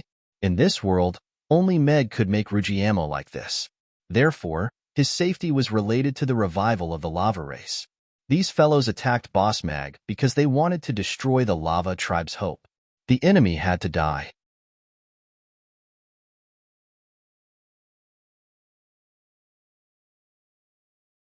Chapter 294. Lava Demons? It's been a long time since there was an 8th tier lava demon, right? That damned old man was a lava demon when he first started playing melee magic, right? Urian also withdrew his hand and looked at Sargeras' back with a hint of surprise. Their strong physiques allowed them to choose to engage in close combat, and their almost monstrous affinity for fire gave them unparalleled talent for fire magic. It could be said that all lava demons were born fire-type magic casters. Their powerful melee combat abilities and fearsome fire magic talent had made this race famous in the history of the Norland continent, and they had even been ranked as one of the top 10 demon races. However, several hundred years ago, the Lava Demon clan had suffered some kind of unforeseen event. It was as if they had been cursed, and the younger members of the clan could not even break through the Tier 3 seal. Those who could reach Tier 6 and above had become rare geniuses. The strength of the Lava clan declined sharply. After the powerful warriors in the clan gradually withered away, they were involved in the racial war. The once powerful demon clan was almost wiped out. Now, no one knew where they were living in seclusion on the demon island. It was very rare to see them walking on the continent. This demon's strength surprised him. He was at the peak of the 7th tier. He should be very close to the 3rd tier seal. He was most likely the most powerful member of the lava demons now. A level 10 lava demon is truly a war machine. Urian withdrew his gaze and thought to himself, compared to pure warriors and magic casters, this kind of dual attribute guy has the ability to change the outcome of a battle. Anthem looked at Sargeras, who was walking towards him with a chair in his hand. For the first time, there was a trace of panic in his blood-red eyes. The previous collision had made him feel the terrifying power of Sargeras, and the rising flames on Sargeras' body directly destroyed all his bloodlust. Now, he was almost completely suppressed. Even though his strength had been raised to the extreme under the blood moon, he still felt powerless in the face of this big guy with flames all over his body. Going against us werewolves is the stupidest decision you've ever made in your life. No matter where you are in the future, be ready to be hunted by werewolf warriors at any time. Live forever, Anthem said in a cold voice. The red light on his red claws became brighter and brighter. It seemed that he was trying to negotiate. Bang! The only response he got was a folding chair slamming into his face. He had clearly seen Sargeras raise his hand, clearly saw the trajectory of the folding chair, and even felt the wind brought by the chair. However, he felt that he could not avoid it. He raised his sharp claws to block in front of him, but was still slapped back into the large pit where he had just stood up.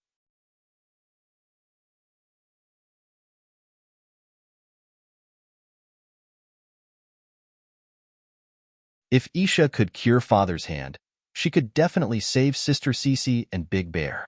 Mag also turned to look at Sally. She was indeed the only one present who had the ability to do so. However, if she didn't want to expose her identity, then it would be best for her to stay on the sidelines and protect herself. Sally did indeed look hesitant. Life magic was different from ordinary healing magic. Anyone with a little knowledge could easily tell that she was using life magic. If she did that, there was a high chance that her identity would be exposed.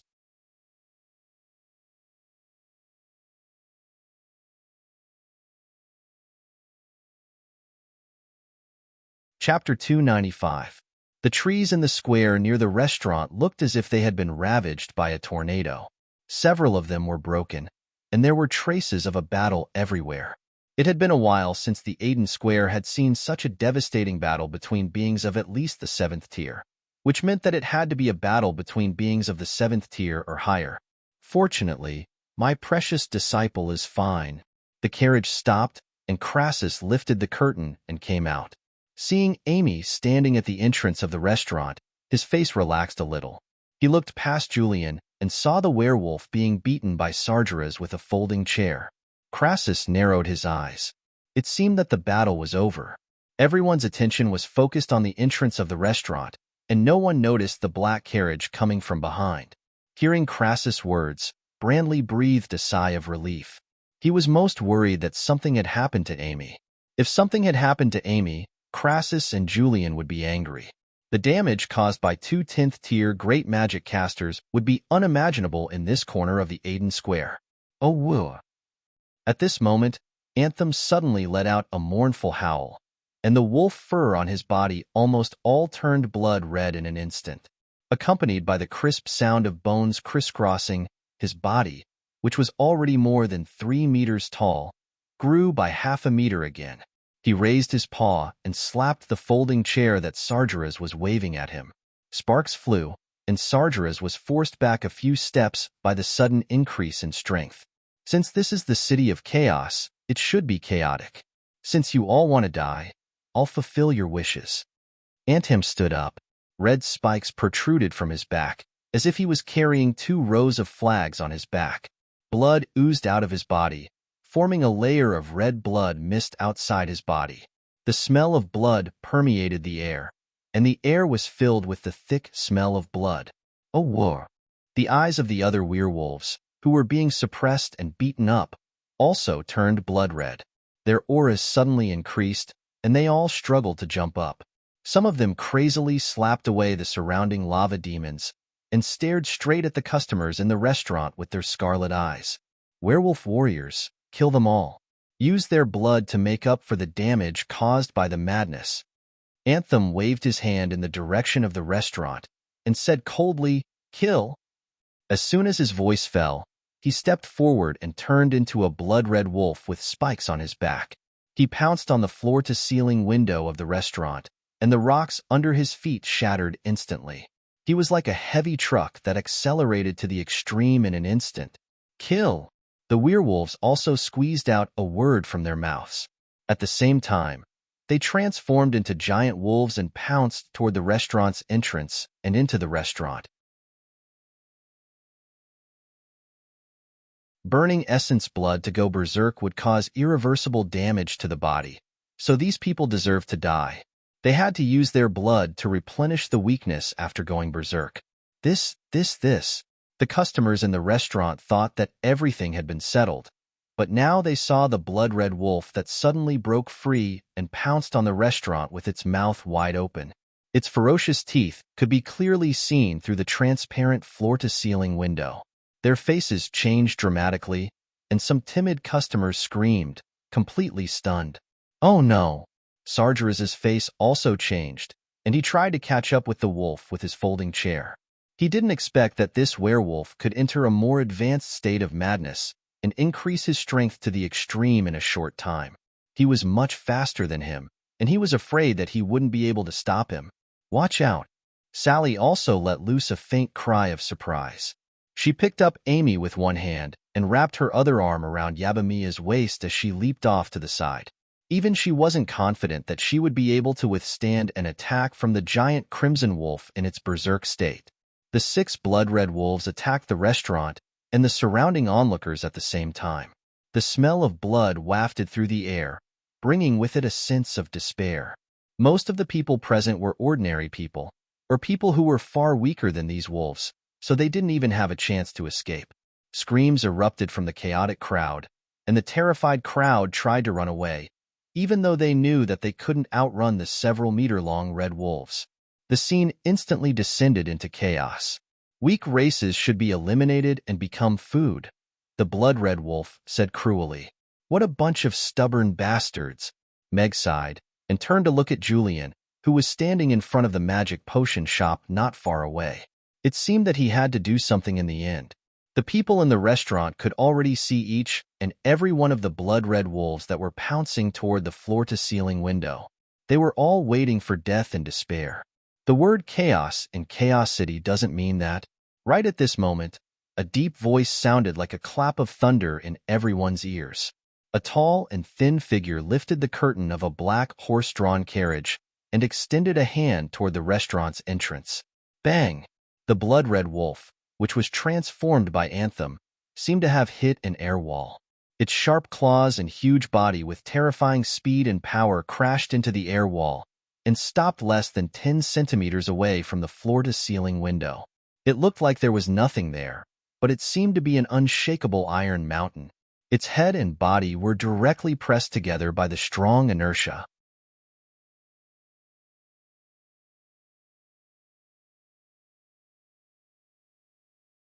Brandy cast a spell himself and bound the werewolves with magic ropes and ordered the inspectors to take them away. I'm here to eat. I heard there's a good restaurant here. Novan disembarked from the horse-drawn carriage with a smile on his face as he listened to everyone's cheers. On the long street, The sand and gravel began to tremble before converging toward the craters on the ground.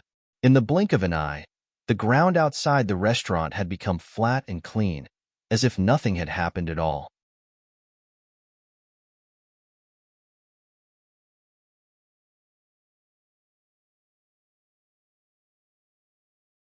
Chapter 296.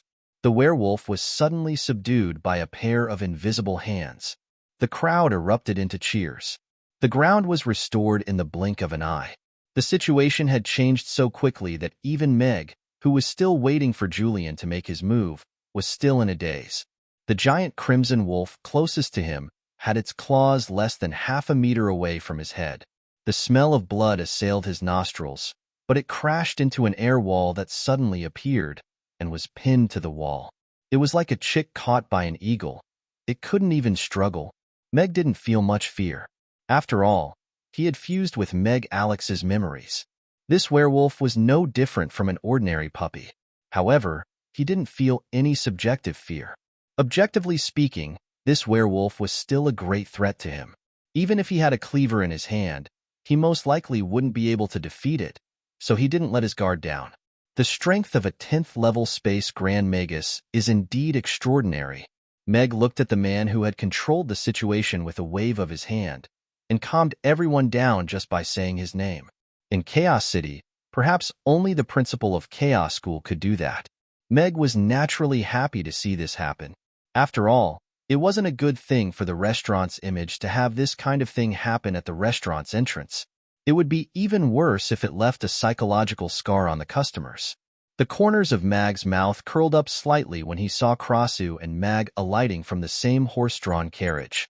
Although it was more likely that his identity would be exposed if he came into direct contact with such a big shot, if he could establish a different image in the hearts of these big shots, they might become his greatest protection when someone suspected him in the future.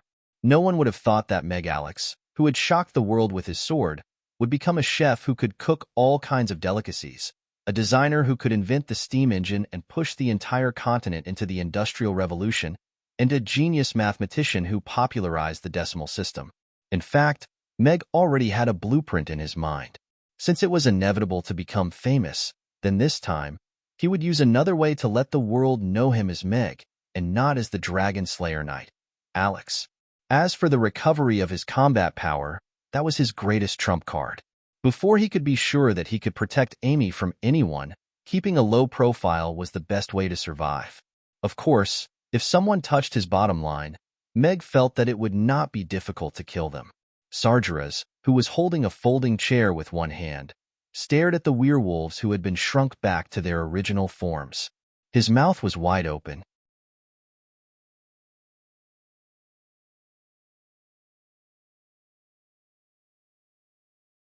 "They're under my protection."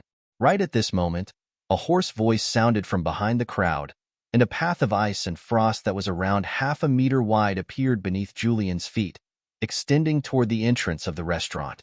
Cece and Lulu were both enshrouded within it, and the passers-by hurriedly stepped aside to make way for them.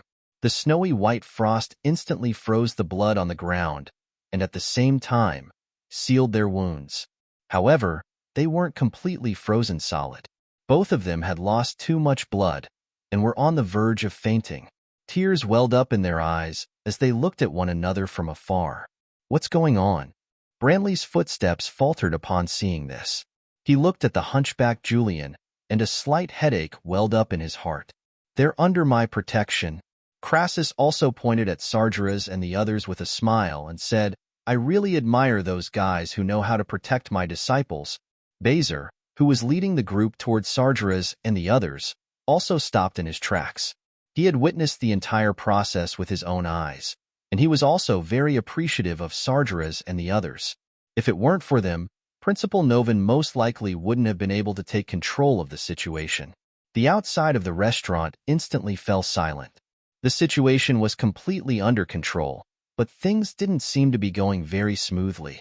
"Master Half-Beard, Master Turtle, can you save Big Sister Cece and Big Bear first?"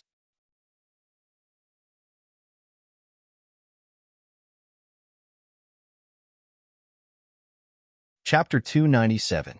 What a powerful spatial magic wave. Is that person the legendary space manipulator? Elizabeth looked at Novin with awe in her eyes as she stood on the branch of a big tree at the side.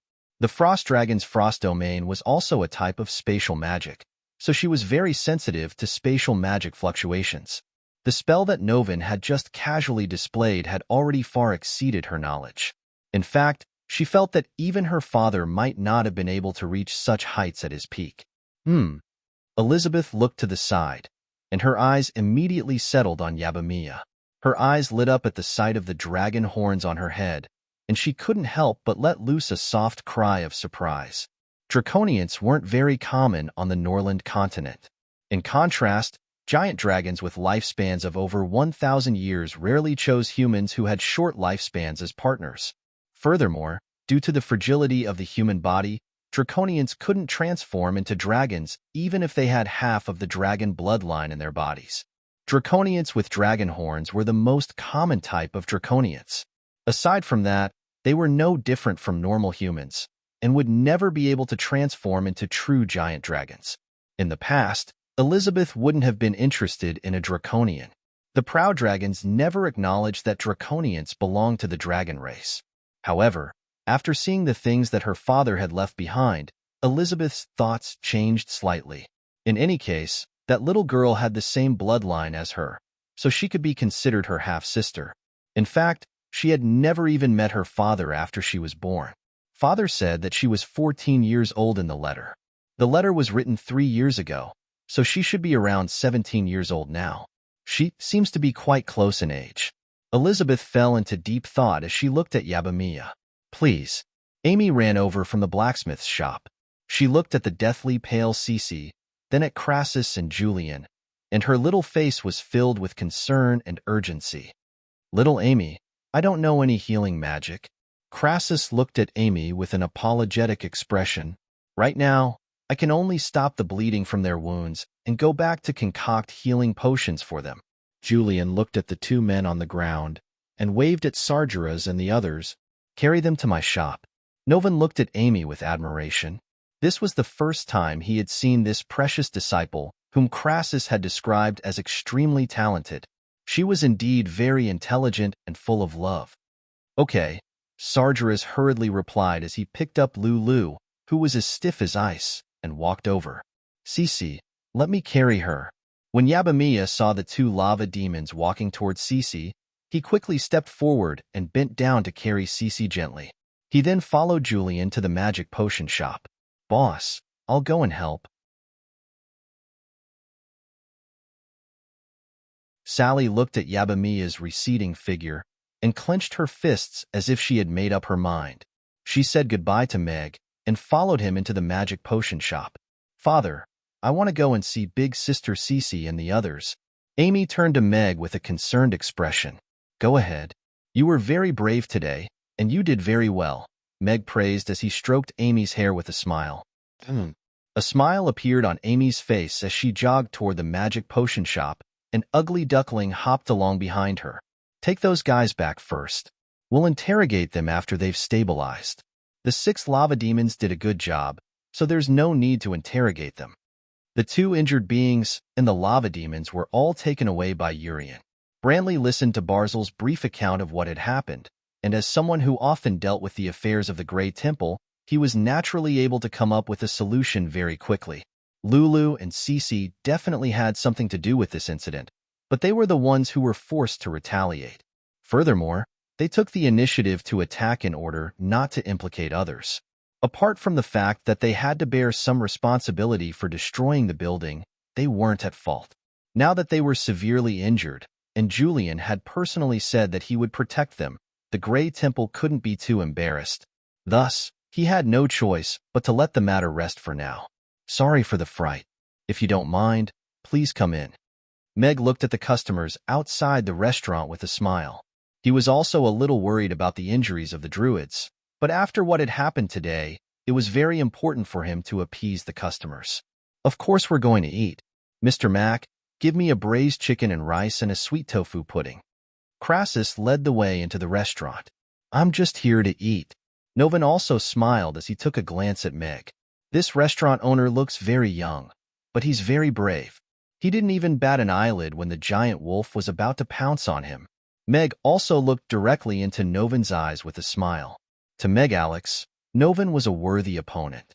As for Meg, he had transmigrated from the modern world, so he had a lot of respect for the principal, but not much respect for him, so his expression was very calm. Where have I seen this pair of eyes before? As they passed by each other, a series of names suddenly flashed through Novin's mind, but he dismissed them all in the end. Perhaps all interesting young people had similar eyes. Just like that young man who claimed that he could slice open his spatial domain with a single sword strike. What a pity. Meg looked in the direction of the magic potion shop, then turned and walked into the restaurant. It seemed that he had to take care of the restaurant himself for the time being.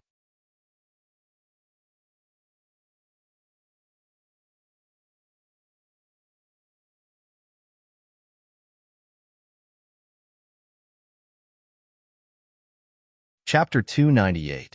All of a sudden, the restaurant was filled with grief. They had been enjoying the delicious food, but something so thrilling had suddenly happened.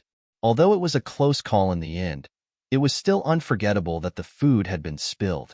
I can only provide one helping of tofu pudding, but I'll pay for the broken cutlery. If you want to talk about miserable, isn't your front door still in good condition? Meg stood in the middle of the restaurant and pointed at the empty front door helplessly. What happened today was really unexpected. The customers all burst into laughter upon hearing that. That's right, Mr. Mac didn't do anything to offend anyone, and the restaurant's front door was smashed away. Furthermore, Boss Mag and little Amy had fearlessly stood at the entrance of the restaurant to protect the young woman in the white dress, and everyone was quite touched by their actions.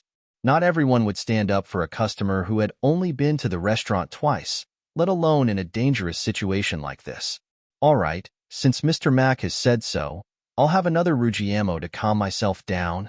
My braised chicken soup spilled. I'll have another braised chicken rice. My head can be broken, and my blood can flow. I can tell you two aren't true love. I hid under the table and didn't spill a single drop of tofu pudding, but I still have another helping of Yangzhou fried rice. The customers who had calmed down because of Novin's appearance relaxed again because of Meg's words. Anything could happen in Chaos City.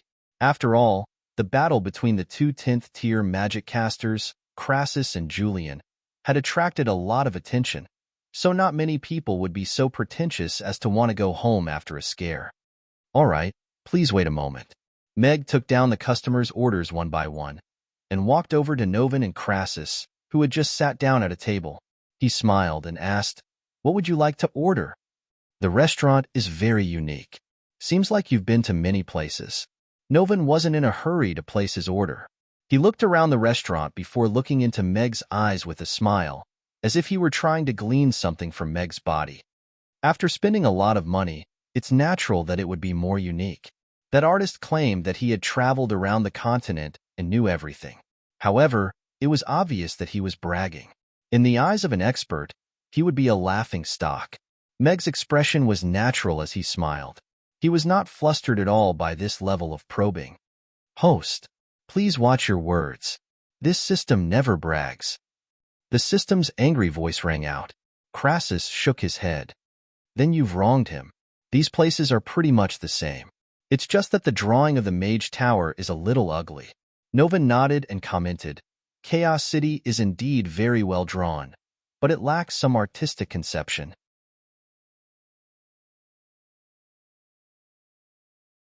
If everything is drawn, it would be no different from drawing nothing at all. This is ingenious work, but it can't be considered superb. See, I didn't say that, Meg thought to himself, and he was struck by the urge to laugh. He designed this Magus Tower, so how can he blame me for drawing something that's ugly when he designed it himself? This is basically a one-to-one conversion of the real thing. This Chaos City drawing is a scaled version of a satellite map. Aside from the fact that there are no labels, you can just use it as a map. Do you have to talk about artistic conception with a map? The system's indignant voice sounded as if it wanted nothing more than to jump out in protest. Meg merely smiled and didn't say anything. For some reason, he was quite pleased to hear the system's exasperated voice. Novin withdrew his gaze from Meg. It appeared that he was overthinking things. He flipped open the menu and was slightly surprised to see the prices on it. However, he didn't show it on his face. After looking at the menu for a while, he closed it and said, "I'll have a braised chicken and rice and a savory tofu pudding." "All right, please wait a moment." Meg nodded with a smile before walking toward the kitchen. He heaved an internal sigh of relief. As long as he could get past Novin, there would be no problems in Chaos City. Furthermore, if he wanted to invent something like a steam engine in the future, he would have to come into contact with him. Even though the vice principal of the Hader Institute was an expert in this field, he was still not qualified to make any demands. "This young man is quite interesting," Novin said with a smile as he looked at Meg's back. "He is indeed very interesting. I feel like he can change this world." Crassus also nodded with a smile. He paused momentarily before continuing. "When it comes to the definition of delicacies and cooking methods, he's a genius. Changing the world is not an easy task." Novin shook his head. "Novin, you used to boast like that in front of me many times." Crassus pursed his lips. "Because I boasted. I've been doing it my entire life. However, it looks like Chaos City won't be able to reach the state I want it to be before I'm lying in my coffin." Novin shook his head with a smile. He was a little proud, but also a little dejected. "What you've done has already changed the world. 100 years ago, no one would have believed that a city where all races could coexist peacefully would appear on the Norland continent. No one would have thought that all races would receive equal education from a young age. However, all of this has happened in Chaos City, in Chaos School." The smile on Crassus' face faded, and he nodded with a serious expression as he said, "You've already done more than enough to change the world. It's not the same as the two of us doing small things. I didn't really believe that he could change the world, but now, I feel like I can look forward to it."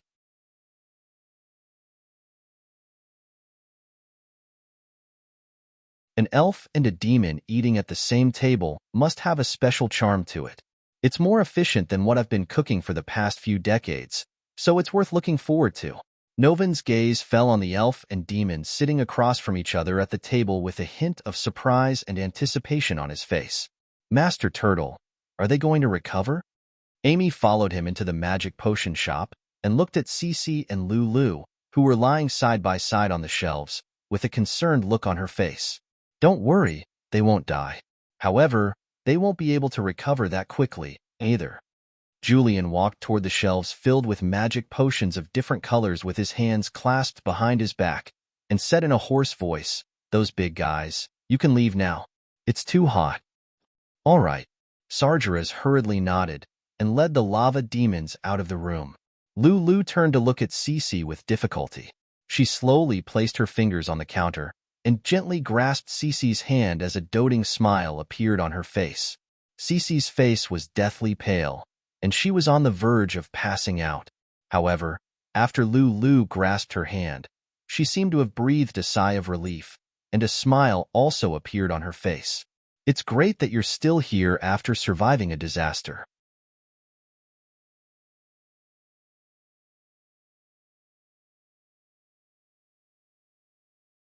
Chapter 299. "Let's give it a try," Julian replied without even turning his head. He held a long-necked crystal vial in his hand and added all kinds of magic potions into it before gently shaking it. "Big Sister Aisha, you can do it." Amy looked at Sally with anticipation in her eyes. Then, she stood on her tiptoes and comforted Cece and Lulu. "Big Sister Cece, Big Bear, don't worry. Big Sister Aisha and my Master Turtle Shell are both super powerful. They'll definitely make you two better. You have to get better. This kind of love is so touching." Yabamiya stood off to the side with an anxious expression on her face as she looked at the two of them with their fingers intertwined. "Save her first," Lulu stuttered in a hoarse voice. She looked at Sally, who was standing beside the counter, with a hint of complex emotions in her eyes. "All right." Sally nodded, and a chopstick appeared between her fingers. A flash of green light appeared, and the chopstick transformed into a small green bamboo at a speed that was discernible to the naked eye. "Huh." Julian stopped what he was doing and looked back at the green bamboo in Sally's hand with a hint of surprise. Dense life force energy was emanating from the small bamboo, and he looked up at Sally. His eyes narrowed slightly, and he thought to himself, I didn't think that she would be able to use life magic. Looks like she's quite an important figure in the elven race. Life magic of this level is indeed much more effective than magic potions. I underestimated her. However, will there be any adverse reactions between nature magic and life magic?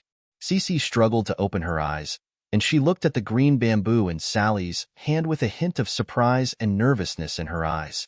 The aura of life magic was very familiar to her, but it was also completely different from nature magic. It was as if a tree with the same root had suddenly split into two branches, and it had grown in two different environments, thereby taking on two completely different forms. Almighty Tree of Life, please grant me the power of life to cleanse all impurities. Sally murmured a spell in a low voice, and gently touched the wound on Cece's lower abdomen with her right hand that was holding the green bamboo. A pale green light slowly shrouded her lower abdomen. The layer of frost that had stopped the bleeding shattered and dissipated. The wound that almost ran across her lower abdomen was still stained with black and red filth. Fresh blood was about to flow out again.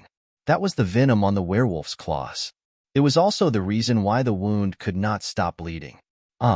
Cece's eyebrows furrowed, and she let out a cry of pain. Her body subconsciously wanted to curl up into a ball, and her forehead a cold sweat instantly. Lulu held Cece's hand, and his eyes were filled with tenderness and worry.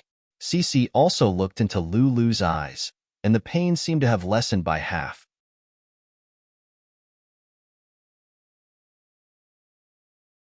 Sally's other hand gently brushed over the wound, and a stream of blue water appeared and washed over the wound. The blackish-red dirt was immediately washed away by the water, as if it had met its nemesis.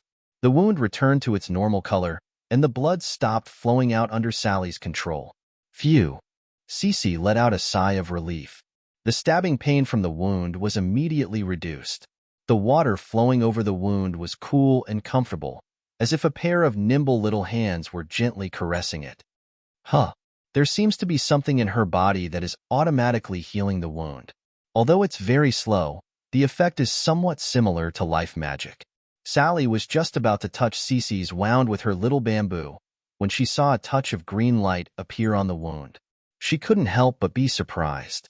She had seen this light when she was fighting before, and it was a magic wave that was very compatible with nature. Maybe it's a natural ability of self-healing. Sally didn't think too much about it. She touched the wound with her little bamboo, and the green light was continuously injected into the wound. The wound, which was so deep that her internal organs could almost be seen, began to heal automatically. This process lasted for about 3 minutes. The tender green bamboo turned into a withered one, and then turned into a pile of ash in Sally's hand, which drifted to the ground. The tender green light enveloped Cece's body. The wound had completely healed, and there was only a faint layer of scab on the surface. She had absorbed all the vitality brought by the life magic, and her pale face regained some color. It seemed that the wound was no longer a problem. Sally was also relieved. Cece's wound was different from the small one on Meg's hand. She rarely used life magic to save people, but from the looks of it, it seemed to be working well. As long as she absorbed the remaining life energy, her life wouldn't be in danger. Sally took out a second chopstick from somewhere and prepared to save Lulu. At this moment, a withered sapling suddenly emerged from Cece's lower abdomen. The green leaf at the top of the sapling withered again, leaving only a hint of green on the tip. Then, the sapling started to absorb the life energy on the surface of Cece's body crazily. It finished absorbing all the life energy in the blink of an eye and disappeared into Cece's lower abdomen again. What's this? Sally was a little stunned. The sapling had only appeared and disappeared for less than 3 seconds, but she had clearly seen how it absorbed the life energy. However, after the sapling disappeared into Cece's body again, her breathing seemed to have calmed down. Apart from feeling a little weak, she should be fine. Julian withdrew his gaze from Cece's lower abdomen and sighed in his heart. It really is the world tree, but it looks like it's about to wither.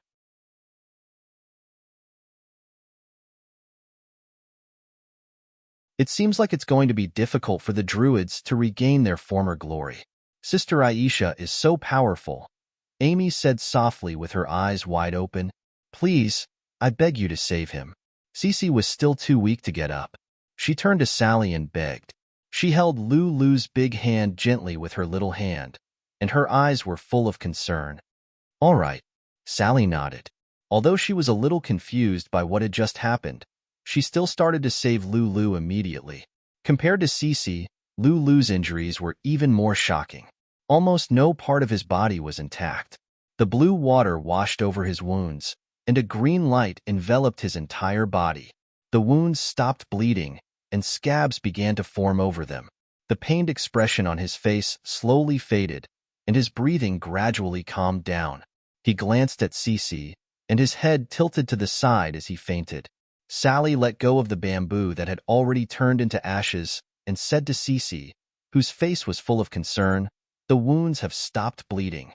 They won't tear open if he doesn't move too much. However, his injuries are too serious, and he has lost too much blood. He needs to rest for a while, so he's asleep now." Thank you so much." Cece forced herself to sit up and said gratefully to everyone, "I'm glad you're all fine." A happy smile appeared on Yabamiya's face. Suddenly, her eyes widened, and she turned to run out of the door as she yelled, "I have to go back to work. Boss must be very busy by himself." "I have to go back to work too," Sally panicked. There were so many customers in the restaurant, and Meg couldn't handle everything by himself.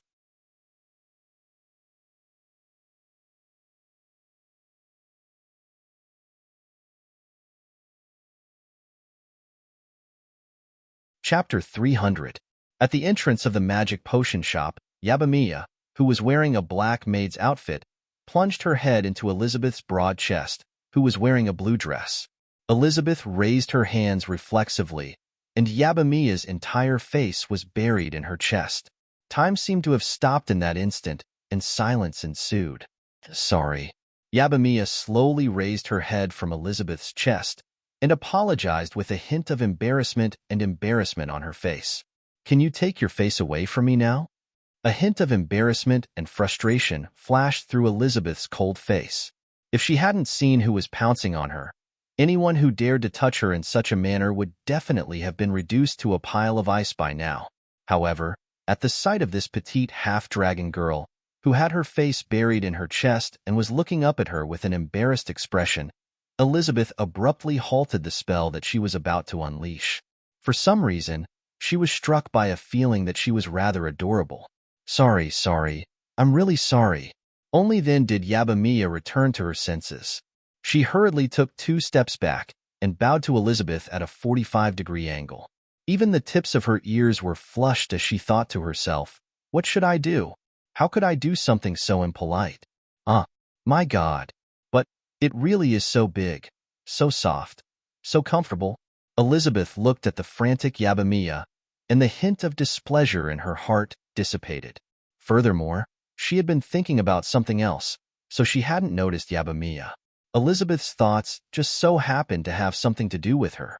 She knew that it was almost impossible for her to find her half-sister on the first day that she had received the news, but looking for someone in Chaos City was like looking for a needle in a haystack. Now that she had found a half-dragon girl of the right age, she naturally wasn't going to let her off the hook so easily. "I'm fine," Elizabeth said in a cold voice as she appraised Yabamiya. Yabamiya was a little petite, and her limbs were thin and slender. The strange black and white dress that she was wearing accentuated her figure perfectly, but her chest was a little big. She had a pair of small golden dragon horns on her head and a white hairband on her head. Her golden hair was tied into a side ponytail that hung down to the right. What caught Elizabeth's attention were Yabamiya's different colored eyes. Her left eye was golden and her right eye black. A hint of surprise appeared in Elizabeth's dark blue eyes. She wasn't sure that Yabamiya had a pair of golden dragon bloodline, but it was undoubtedly a little more than a little. "She's so beautiful." Yabamiya was also surreptitiously sizing up Elizabeth. Her skin was as fair as snow, and she was about 20 years old. She was extremely beautiful, and her long dress looked as if it had been carved out of ice. She was like a goddess who had descended from the heavens.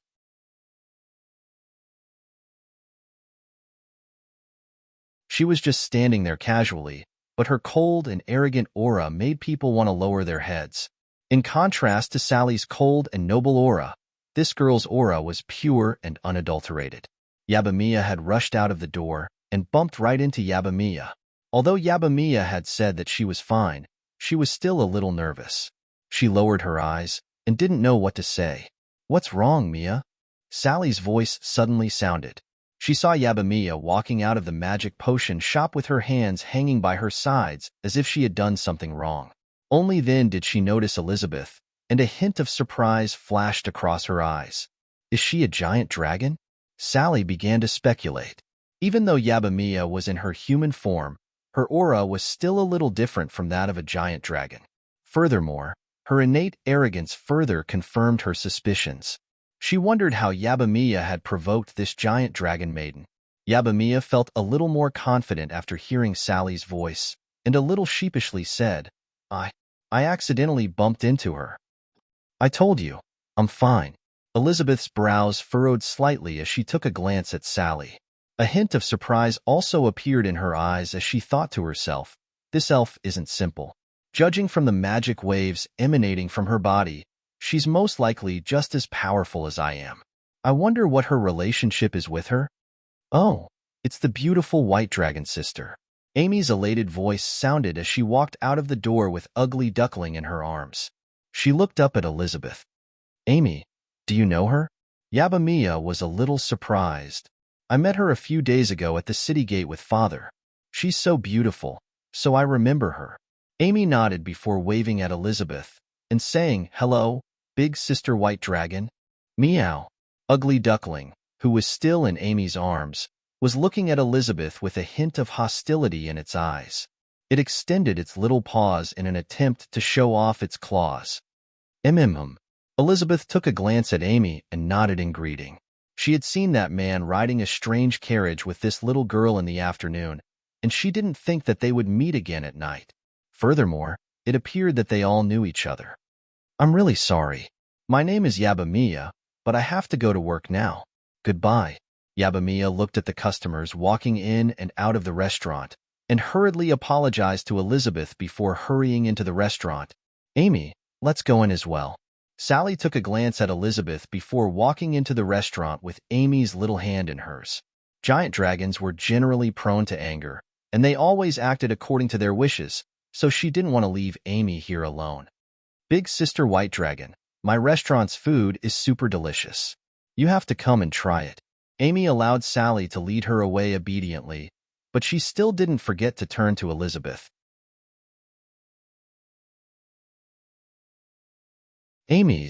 Elizabeth's gaze lingered on the restaurant's signboard for a while before making her way into the restaurant. Meg made his way over to Novan with a smile and placed a tray in front of him as he said, Here's your braised chicken and rice and savory tofu pudding. Please enjoy. Sure. Novan nodded as his attention was drawn to the two delicacies in front of him. Golden chicken cubes, the alluring aroma of chicken soup, and all types of side dishes were cooked in a pot, but they didn't appear to be messy in the slightest. The rich reddish golden chicken soup enveloped the chicken cubes, and Novan couldn't help but swallow. Even though you've lived in Chaos City for several decades, when it comes to food, I still have to bring you here to eat the best. Crassus picked up a piece of braised chicken with his chopsticks and put it into his mouth. He chewed slowly with a joyful expression on his face. Shall I try it? Novan also picked up his chopsticks and picked up a piece of chicken. The reddish golden chicken soup enveloped the chicken cubes perfectly, and he put it into his mouth. The delicious chicken soup melted in his mouth first, and the flavor and aroma were enhanced to the extreme by some unknown spices. He gently bit into the chicken cubes, and the meat was tender and refreshing. After chewing carefully, he swallowed, and the flavor lingered in his mouth.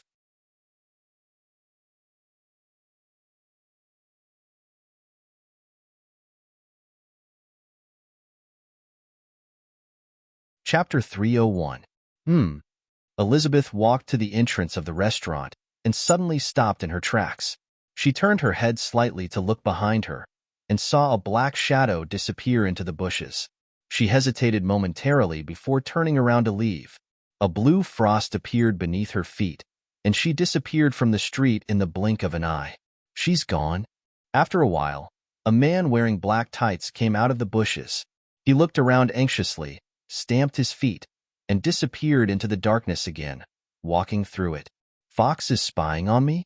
Elizabeth looked at the figure disappearing into the darkness from a nearby tree branch, and her brows furrowed slightly as a contemplative look appeared on her face.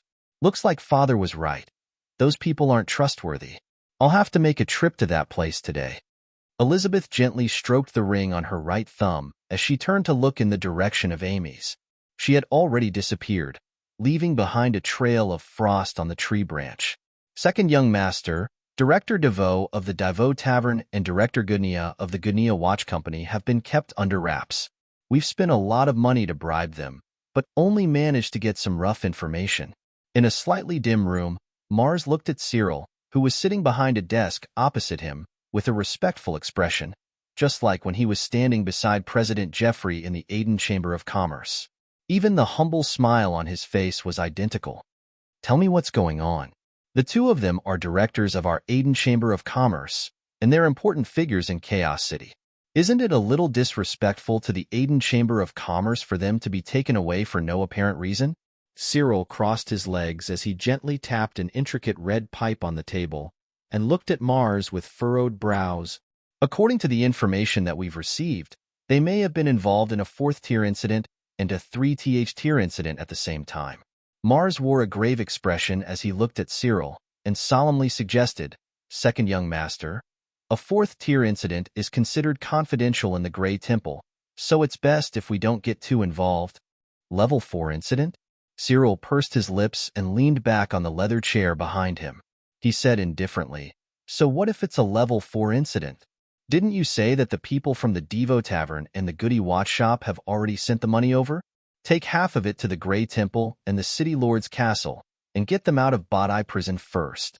Otherwise, everyone will say that the Aden Chamber of Commerce is a pushover and can't even protect the directors.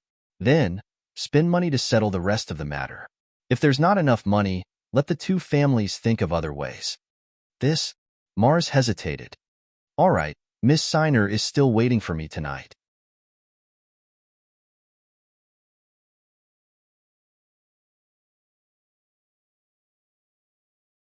Just convert the money into a deposit receipt from Buffett Bank and give it to me. Cyril put the pipe in his chest pocket, got up and walked out while whistling. A 4th-level incident can't be solved with money. This pool is much deeper than we thought. Second young master. Mars muttered to himself helplessly as he looked at the door. He stood in the dim room and fell into deep thought. Yabamiya and Sally returned to the restaurant and quickly got back to work. The restaurant resumed its efficient operation. Aside from the fact that the door had disappeared and a patch of lush trees in a corner of the square had disappeared, everything seemed to be the same as before. All of the customers' emotions were gradually soothed by the delicious food, and they were immersed in the enjoyment of the food, quickly forgetting about their shock and displeasure. Father, Big Sister Cece, and Big Bear have already fallen asleep after Big Sister Aisha's treatment. Master Turtleshell said that they'll be fine after a good night's sleep. Amy stood at the entrance of the kitchen with Ugly Duckling in her arms, and a smile appeared on her little face as she spoke to Meg. Yeah, you're all great. You've done a great job. Meg nodded with a smile as he looked at Amy and the others with approval in his eyes. Sally had saved the druid couple despite the risk of being exposed. Yabamiya was clearly not very powerful, but she still rushed to the forefront, and Amy had expressed her willingness to help them from the very beginning. The three of them were all very kind people, and that made him very happy. Meg wasn't opposed to helping others to the best of his ability. Elated smiles appeared on both Amy and Yabamiya's faces. Sally was also putting away the utensils with a smile on her face. She had never heard such praise before. I have to admit that this is the best food I've ever tasted.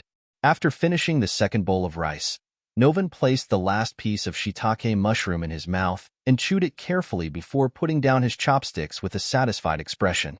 Crassus also finished his braised chicken and rice at about the same time as Novan, and he asked, Is it enough to change the world? Nova nodded and said, if even a normal family can cook something as delicious as this, then it would definitely redefine the cooking style of the Norland continent. Crassus pursed his lips and said, if even a normal family can cook something as delicious as this, then it wouldn't even cost 800 copper coins per serving. So if you want to change the world, then this is probably not enough. Novan also smiled. That's not necessarily the case. Even if they can't cook something as delicious as this, I'm sure many people would still be willing to give it a try if they can make ordinary food more delicious. Crassus shook his head as he pointed at the bowl in front of him with a smile, and said, this is a direction.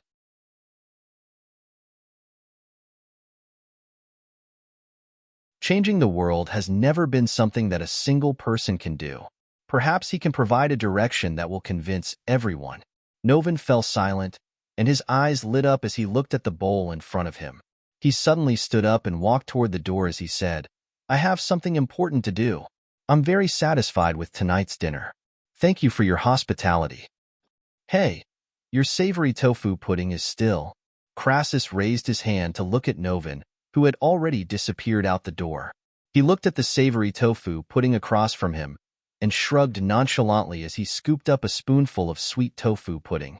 He shook his head and said, savory tofu pudding isn't that good anyway, so it's not a pity that I didn't eat it.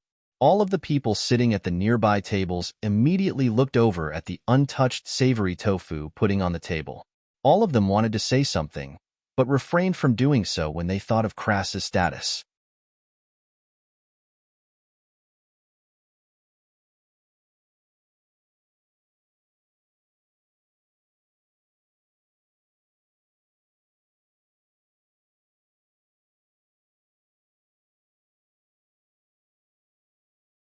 Crassus waved his hand with a smile. He couldn't hide the smile on his face no matter how hard he tried. As expected, he was very happy to spoil his disciple. After Crassus finished his tofu pudding, he paid the bill and left. Sargeras returned to the restaurant with the burning legion. However, only Sargeras came in with a chair in his hand. The guests sitting at the table at the entrance of the restaurant just happened to be paying the bill. So Sargeras pulled out his folding chair and sat down at the table. What would you like to order? Yabamiya walked over to Sargeras with a smile on her face. She had a good impression of these ferocious-looking but kind-hearted demons after witnessing Sargeras slap the werewolf away with his chair and beat him up with his other lava demons. Yabamiya looked at the other demons standing outside the restaurant and was a little confused. There are still empty seats in the restaurant. Why aren't they coming in? I'd like 30 Rugiamos, Sargeras said with a bashful smile. As soon as Sargeras said that, everyone in the restaurant turned to look at him. 30 Rugiamos. I've never seen anyone buy Rugiamos like that. 30 Rugiamos? Yabamiya was also a little surprised. Sargeras usually only ordered 11 Rugiamos. Yes. According to the tradition of the lava demons, we have to treat our most valiant warriors well after a battle. They all did well today. Sargeras nodded with a smile. He looked at the lava demons outside the restaurant with a satisfied expression. All right, please wait a moment. But if they want to eat together, there are seats available in the restaurant now. Yabamiya didn't ask any more questions. It's all right. Let them eat outside so they don't scare the other customers. Sargeras shook his head with a bashful smile. Scaring the other customers was one of the reasons. In fact, Sargeras was more worried that they wouldn't be able to afford the compensation if they accidentally set the restaurant on fire. All right, Yabamiya didn't insist. After all, Rugiamos didn't have to be eaten in the restaurant. He turned and walked to the kitchen. In the kitchen, Meg listened to Yabamiya's order and said with a smile, 36 Rugiamos. One extra for each of them. Take it as a token of my appreciation. Meg had a very good impression of these lava demons, especially when they stood up for justice and shouted, for Rugiamos. Tonight, he was a little touched. Moxa poked his head into the restaurant and looked expectantly at Keel. Keel, are the holy Rugiamos that our boss mentioned really that delicious? Not just delicious. You'll know in a moment. It's so delicious that you can't stop eating, Keel said with a mysterious smile, keeping Moxa in suspense. So mysterious. Looks like there really is something good to eat tonight. Casas rubbed his big bald head with an expectant smile.